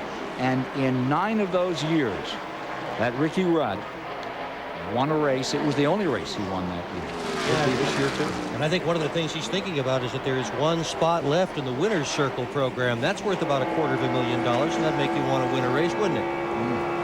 The other thing is Dick Berger had commented on the setup that Ricky Rudd had here. I would find that hard to believe that he had close to the same setup he had at Wilkesboro. That's what he said, though? Well, that's what Billy Engel said. Well, yeah. Ricky didn't say that. Billy said that. I'd like to find that setup to see if it was anywhere close. It's magic. Morgan tried to buy it. Morgan Shepherd in the garage the other day said, what would it take? I'd like to buy that setup. And Engel just shook his head and said, that's not for sale, Morgan. There's Derek Cope sailing under the Lowe's car, number 11, as we get these shots from Brett Bodine, running in 25th position, now being shown 2 laps down in the 500. Welcome back to Charlotte. Ricky Rudd, the leader's making his pit stop. He pulls off. You can see they borrowed a left rear tire changer from Kenny Schrader's Bud team. Back to you, Ken. Wallace, Labonte, Earnhardt, Marlin, Ricky Rudd, Michael Waltrip, Shepard, Ward Burton, all on pit road. Derek Cope now coming in. We can get an update on some of these cars from the folks along pit road. First to Randy Pemberton. Well, Sterling Marlin was in a 4-tire stop already, and on pit road is Rusty Wallace and Terry Labonte. Bobby Hamilton is down and away, as well as Hut Strickland. Steve Byrne, how about up the gear end of pit road? Randy Dale Jarrett came in and took on 4 tires. They had a real good pit stop. Looking down the other end, Jimmy Spencer, they're having trouble, it looks like, on the left front, but he's down and away right now. Bobby Labonte in the 18 is now the leader. These pit stops taking place starting at lap 275, 412 miles, with 59 laps to go. So they're home from here. Kyle Petty now pitting. Andretti gets in. Jeff Gordon comes back in. And if you're just joining us, Jeff Gordon is down. He is 12 laps off the field. Had a mechanical early, had to go back behind the wall. Here comes your leader, Bobby Labonte, winner of the 600, and the car, the winner of the 500 a year ago with Dale Jarrett for Joe Gibbs. And Joe is here today. So I'm sorry, can't do football today. My car's running at Charlotte. Running pretty darn well, too. Steve Burns is there. Yeah, Bobby Labonte's team, they changed the right front tires. Let's see if they're going to change 4. Yeah, the Jackman comes around. I don't see any chassis adjustments being made. It's just a straight and simple 4-tire pit stop. I'll tell you what, Michael Waltrip come into the pits. He come in pretty hot and slid all the way down to the white line on his stop. Scared the tire carrier, and the tire carrier dropped the tire and it went back over the wall. So they had to run back around and get the tires. Give you some of those times from those things that will be indicative of what Ernie Irwin's talking to you about. The number 5 car, 13-1. The 10 car, it had a 21-second stop when it pulled in for Ricky Rudd. And your leader right now is Terry Labonte. I'm sure you can give it to him on that pit stop. Rusty Wallace was in 21.2. Earnhardt was in 22.2. And Sterling Marlin had a 23.8 out here. Terry Labonte has had consistently fast pit stops since they have gone to this 2 lug wrench rule. Great job. Excuse me for a sec here, guys. That Earnhardt car is now back to second, and Rudd is to third. This is after these green flag stops. The leader is Terry Labonte, and we need to show you an interval between first, second, and third. Ward Burton now fourth. Mark Martin being shown fifth, and Dale Jarrett in sixth. See, a lot of time on these pit stops, it's not just what your pit stop was when you stopped. It's also your entrance into pit, how much you slow down in turn 4. There's a lot of things that govern how fast your stop is. It's almost from the time you go across the start-finish line to the time you stop and then come back to the start-finish line. Tells you on what you did on pit road. The leader, the number 5 car, Gary Dehart, says the reason that they have had such good pit stops is that they have done smarter practicing than anybody else. I wonder about that. Spencer and Petty just behind him are a lap down. That would put Spencer in 15th and Petty in 16th, 1 lap behind, and Michael Waltrip just behind them in 17th. Now you're watching this struggle again for second place between Earnhardt and Rudd. That Wilkesboro setup seems to be working pretty good on Ricky's car here, isn't it? He came up here to test with that car. It was supposed to have been a 2-day test, and they got done with the first day of testing, and Rudd was so happy with the way the car ran, he said, that's it, load it, let's go with what we have, and that's what they did. I tell you, the car is unloaded off the truck and was real fast. Interval is a big one. Count the seconds off for you between Terry Labonte, and then you see those 2 lap cars that are running in 15th and 16th. Petty in there, Spencer in there, Waltrip in there. Craven's now gone a lap down, and here you come. This is over 7. This is 8 8/10 of a second back to Rudd and Earnhardt in second and third. Following in their wake would be Mark Martin fourth. Ward Burton has dropped back into fifth. See, I tell you, when they did the pit road deal as far as for have to do 2 tires or 4 tires, now a 2-tire stop is that much quicker than a 4-tire stop, because normally you do a 2-tire stop in 12 or 13 seconds, just like Ricky or just like Terry Labonte did. Well, when you do a 4-tire stop, now it's 2 or 3 or 4 seconds slower than it used to be. So now they're able to gain a lot on a 2-tire stop compared to what they used to do a year ago or actually 4 or 5 races ago. Do you feel it's a better deal, Ernie? Well, I mean, I don't know enough about it. Obviously, NASCAR thinks it's better, and if it's safer, and it doesn't matter if everybody has to do the same thing. Here's 42, Kyle Petty, trying to get his lap back, and ooh, that car is loose. Felix Sabetis, number 42, did the raid move. 3 guys away from Rusty Wallace, but he called him first, said he was going to come over and have a little chat. That's what they said. He tried to hire Larry McReynolds, offered him $1 million as a signing bonus. Didn't get him. Yeah, well, you see, if Ernie leaves the booth, we're going to give him $1 million. Well, McReynolds said he had a family over there in the 28. He wasn't about to leave that. He's some kind of guy, isn't he? Oh. Don't you feel you're blessed? Well, yeah, definitely. And, money can't buy everything. There's been 2 or 3 times that people's offered me more than that kind of figure to go drive for them. And, you got to be comfortable with who you're going to drive for. And, driving for Robert Yates or working for Robert Yates race team and Texaco and stuff, I think that's what enables people to stay there where they're at. Terry Labonte in a kind of a dodgy position here. Some lap cars, you've seen Kyle having to fight his car to keep it under control, and he's right in the middle of that pack. We'll be back with more on this story shortly. The UAW-GM 500 is brought to you by McDonald's. Have you had your break today? And by Splitfire, the patented performance spark plug. Promotional fees and consideration have been paid by NASCAR Showcase, immediately following this event, featuring Jeff Gordon and Ernie Irvan Racing Souvenirs. And by Steel Power Equipment, makers of a full line of leaf blowers, trimmers, and chainsaws. Quality you can depend on in steel territory. We're back. We now have 62 miles left to play in this UAW-GM Quality 500 from the Charlotte Motor Speedway. As you watch Ricky Rudd here, then you see Mark Martin coming through in Earnhardt. That's the cars deployed second, third, fourth. And the story is Terry Labonte came in and put on only 2 tires. So he's got an 8-second advantage with 60 miles to go approximately. But those others made 4 tire changes. And the question is, to Ernie Irvin, to Dick Bergen, the guys down at pit road, that would seem to be a big gamble. Probably the only one he could take, but our colleague in the pits, Barry Dotson, he says... Your colleague, I like that. He said that that's going to come back to haunt Terry Labonte. And, I mean, you know, it may. Barry, you really think it's going to come back to haunt him? Well, since I said it, I hope so. But, you know, I just saw Kyle Petty with 4 new tires and Jimmy Spencer get around him with ease. And you got to think he's going to back up. Like Ernie said, that was their only shot. It's a crapshoot right now. That was their only chance to win, and that's what you go for. Ricky's got his hands full with Mark and Dale. I tell you what, see, there's another thing. You know, the 6 car now has got into second.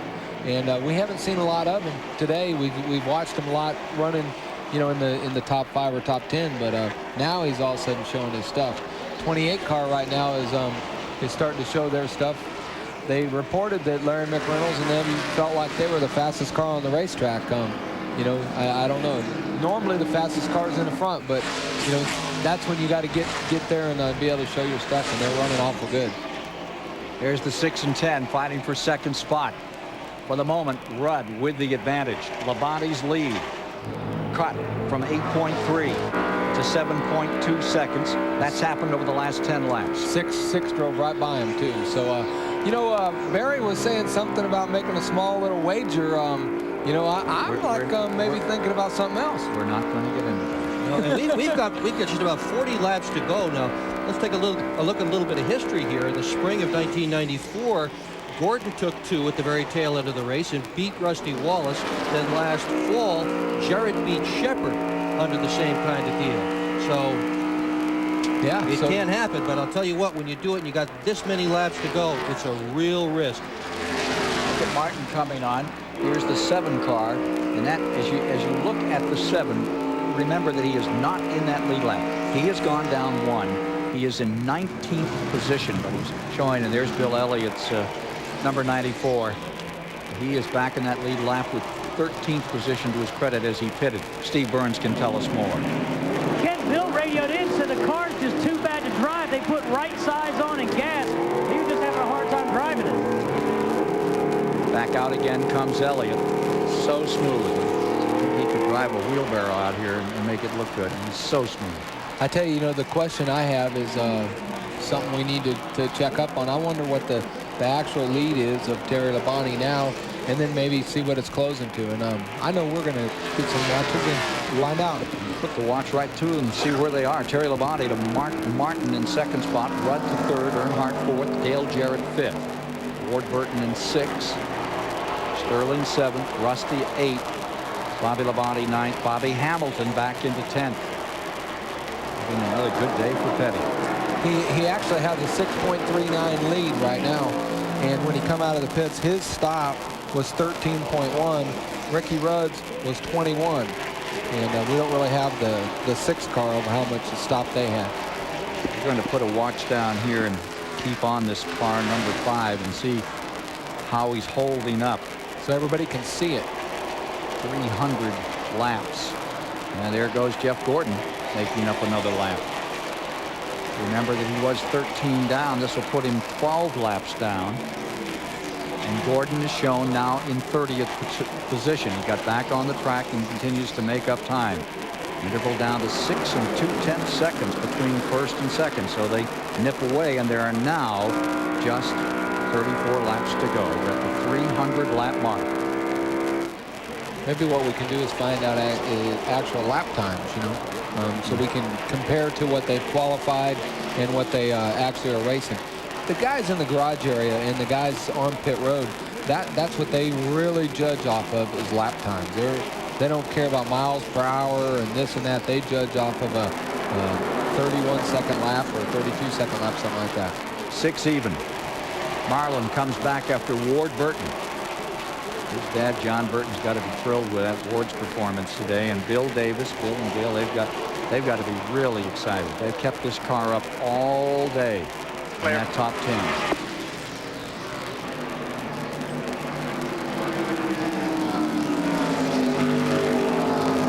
Sterling on the bottom. You could hear the spotter for Ward Burton say inside Sterling. So many people wanted him to drive their car in 1996. And Bill Davis moved first, got him in 95. We'll take a break at lap 303. 3:34 the distance in the UAW-GM 500 this afternoon. Stay with us.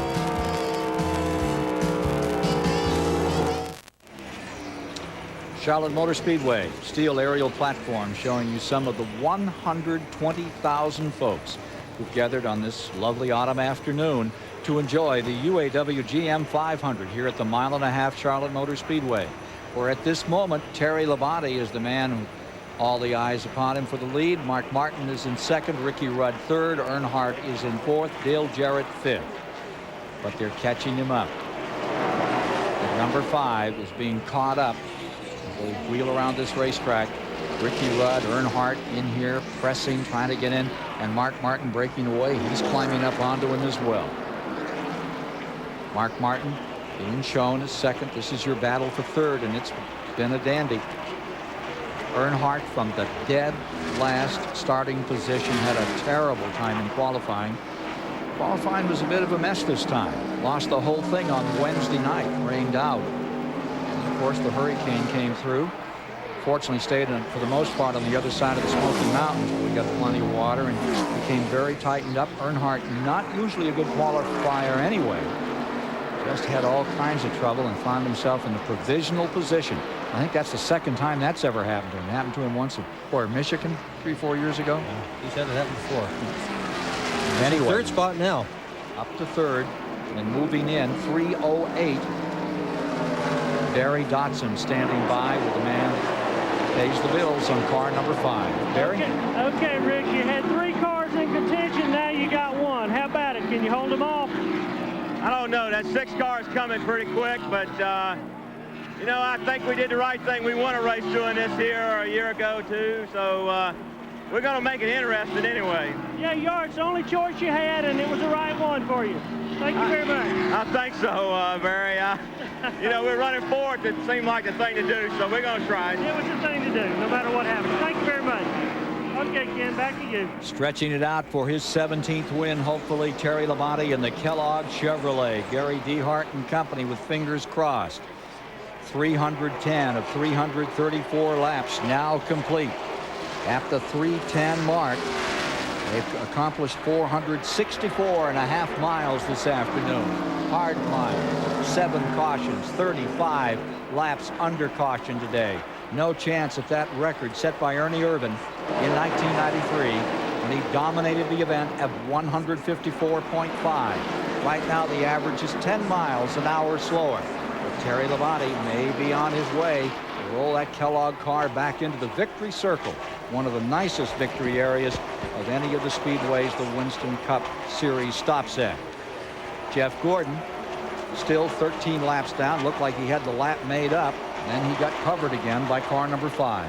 Yeah, it looks like maybe Gordon's just kind of riding right behind the 5 car. And, you know, right now we've been checking the intervals, and Mark is running about 2.5 tenths quicker than him. And he's 3.77 seconds behind Terry Labonte. So it's a matter of 2.5 tenths, and we have to figure that out to figure out if he can catch him. But traffic and that sort of stuff is just going to make a lot of who's going to run up front. And a caution flag certainly would stir this whole thing up too, wouldn't it? We've already had 7 of those today, and we haven't had one since lap 213, so it's been a while. I was a little surprised, Ernie, that Terry Labonte didn't let his teammate Jeff Gordon just go a while back when it seemed as if Gordon had the faster car. He actually kept him back there. I thought he'd let him go. Well, I thought he would let him go too, but maybe he did let him go, and maybe Jeff thought he could maybe hold some people up or whatever. I don't think they would do that, but you know, maybe Jeff's car is just not handling it. Now, wait a minute. You're going to let the point champion be a blocker for you? No, that's like a football player. Point let leader? the quarterback do the blocking. Oh, that's a good idea. Let the quarterback become a blocker. 314 laps, 470 miles down. Here it's now, what, less than 4 seconds between first and second. Clipping away Mark Martin in that Ford, chasing that Terry Labonte Chevrolet. Here's Steve Burns. Well, crew chief Steve Mills. Steve, the big question is, can you catch him? We're doing all we can. Terry and them did a real good move by just getting right. Our car won't run on just right. We tried a while ago, and that's the worst it ran all day. So he's beating them a 1/10 and a half or 2/10 a lap. We may run out of time. We may get to him. Who can tell? I'm more nervous about what the 24 is going to do when we get up there to him. Thanks, Steve. Let's go to Randy Pemberton. Well, with 20 laps to go, we've had the stopwatch on him. Mark definitely reeling him in. The question isn't how fast was Terry running 10 laps ago or 20 laps ago or even now. It's how many laps will he have on those lefts and how good will they be in the last 2, 3, or 4 laps. I think Mark's going to catch him. Interesting. Mark Martin staying right there behind as you watch the Spencer car and Andretti. They're running in the lead lap, fighting for 12th spot. For the moment, give it to Spencer, but Andretti was there just a lap ago. Back and forth, that struggle continues. One thing about it, we're going to know pretty soon what the 24 is going to do with the 6, and it's just all going to play out here in just a little while.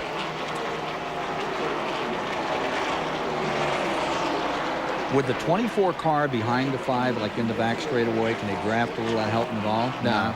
No, unless he was doing the bump draft, and I don't see him doing that. No, I don't think so. He could maybe even help the 5 a little bit if he was actually in front. But you know, I can see that the 24 could drive right by him anytime he wanted to. So I would really like to find out exactly what they're going to do and why they're doing what they're doing. But you know, that's just you know, the call they did. There they are, 5 car, your leader.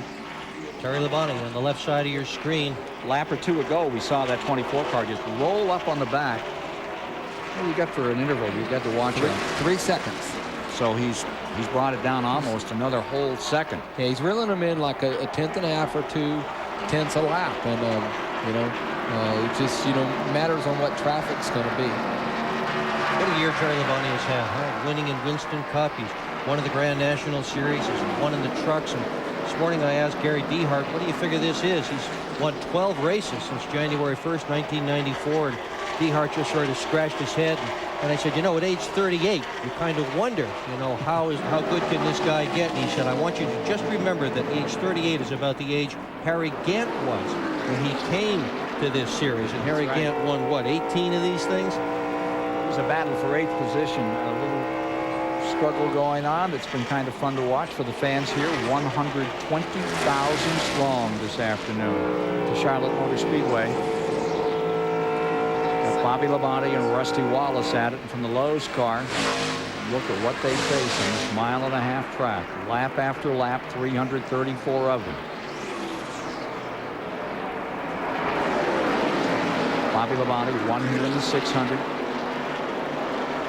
Rusty Wallace won at Richmond, won 3 races this year. But right now the story is all the way up in front as Terry Labonte tries to hold off the rest of the field, give Chevrolet another win.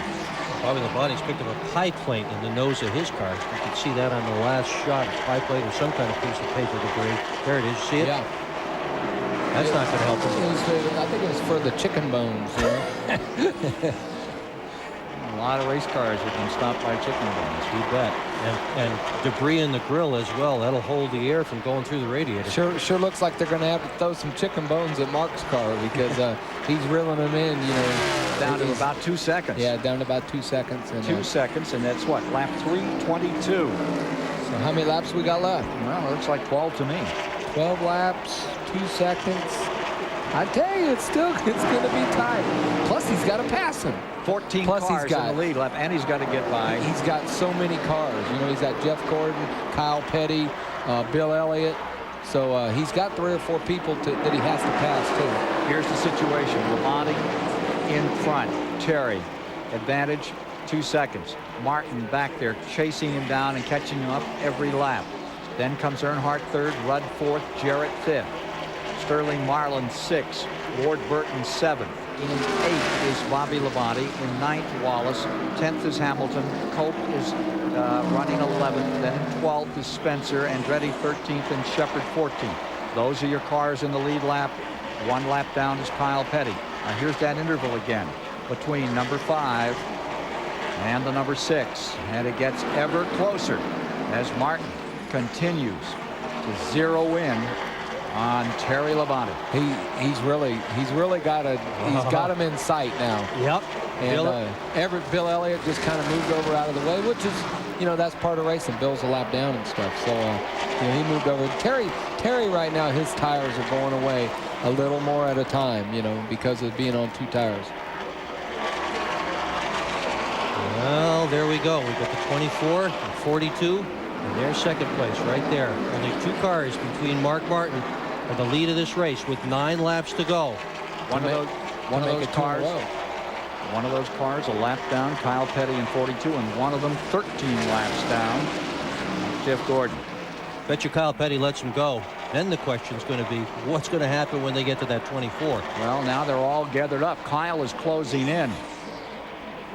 He made a 4-tire change, and he may just scoot through here.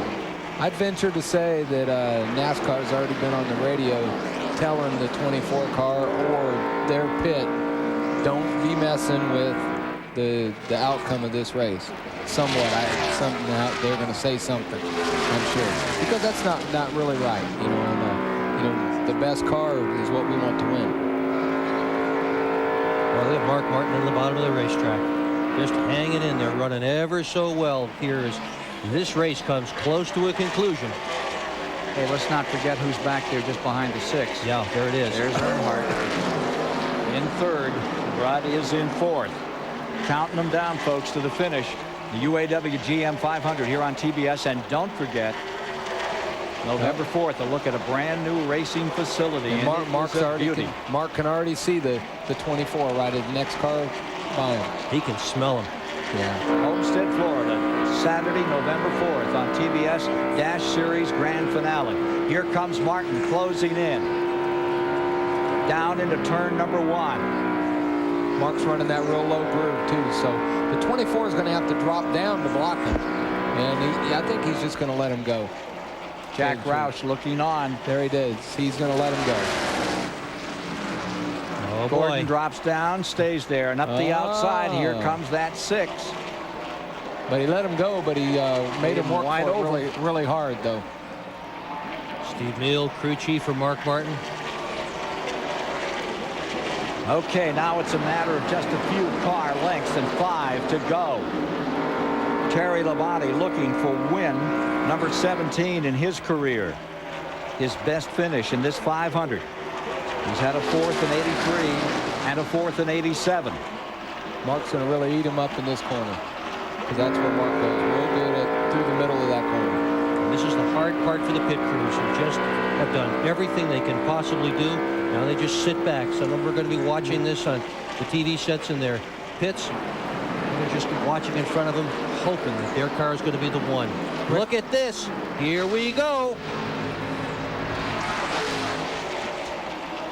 Back straightaway.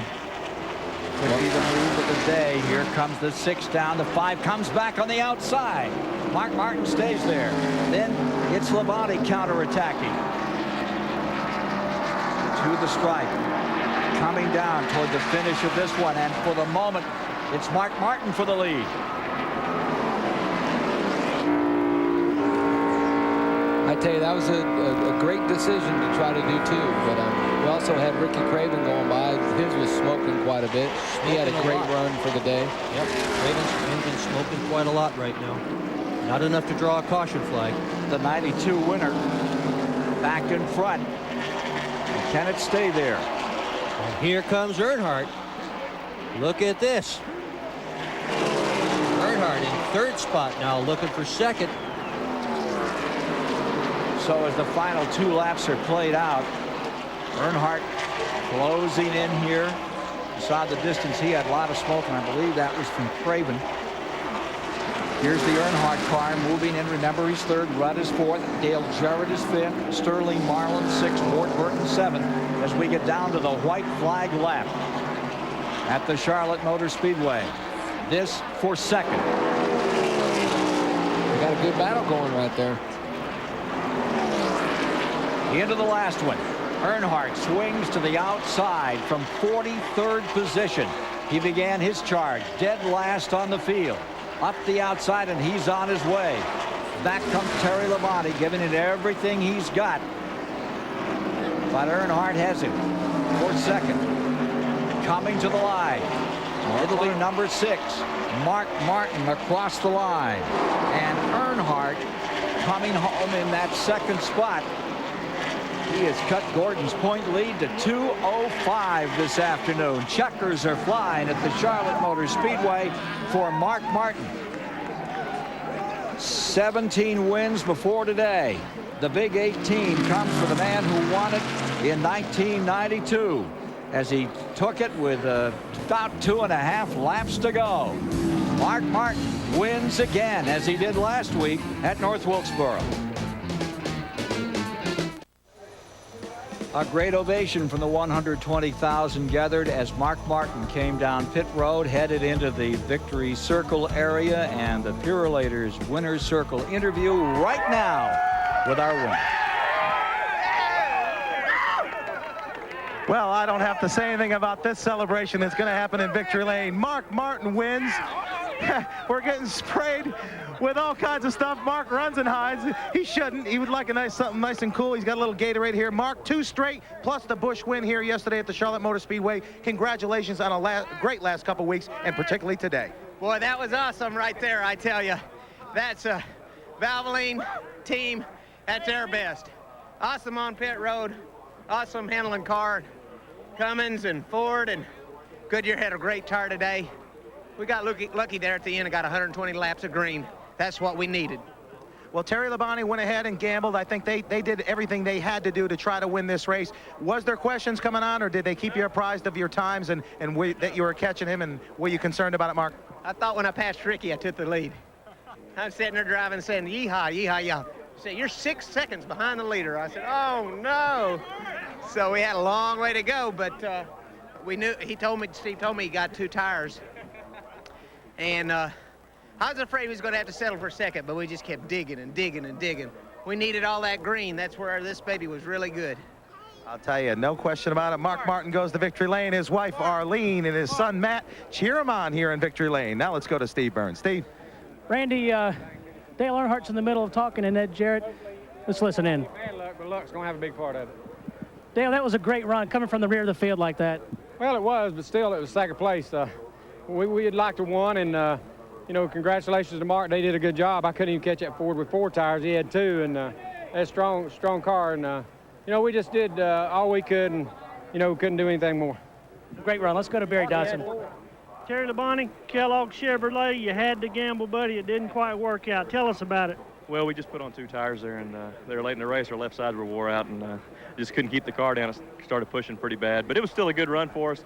We didn't really feel like we could win the race the way we were. We felt like we had a 3rd or 4th place car, and so we gambled, took a shot at the win, and it came up a few laps short, but it was still a great run for us.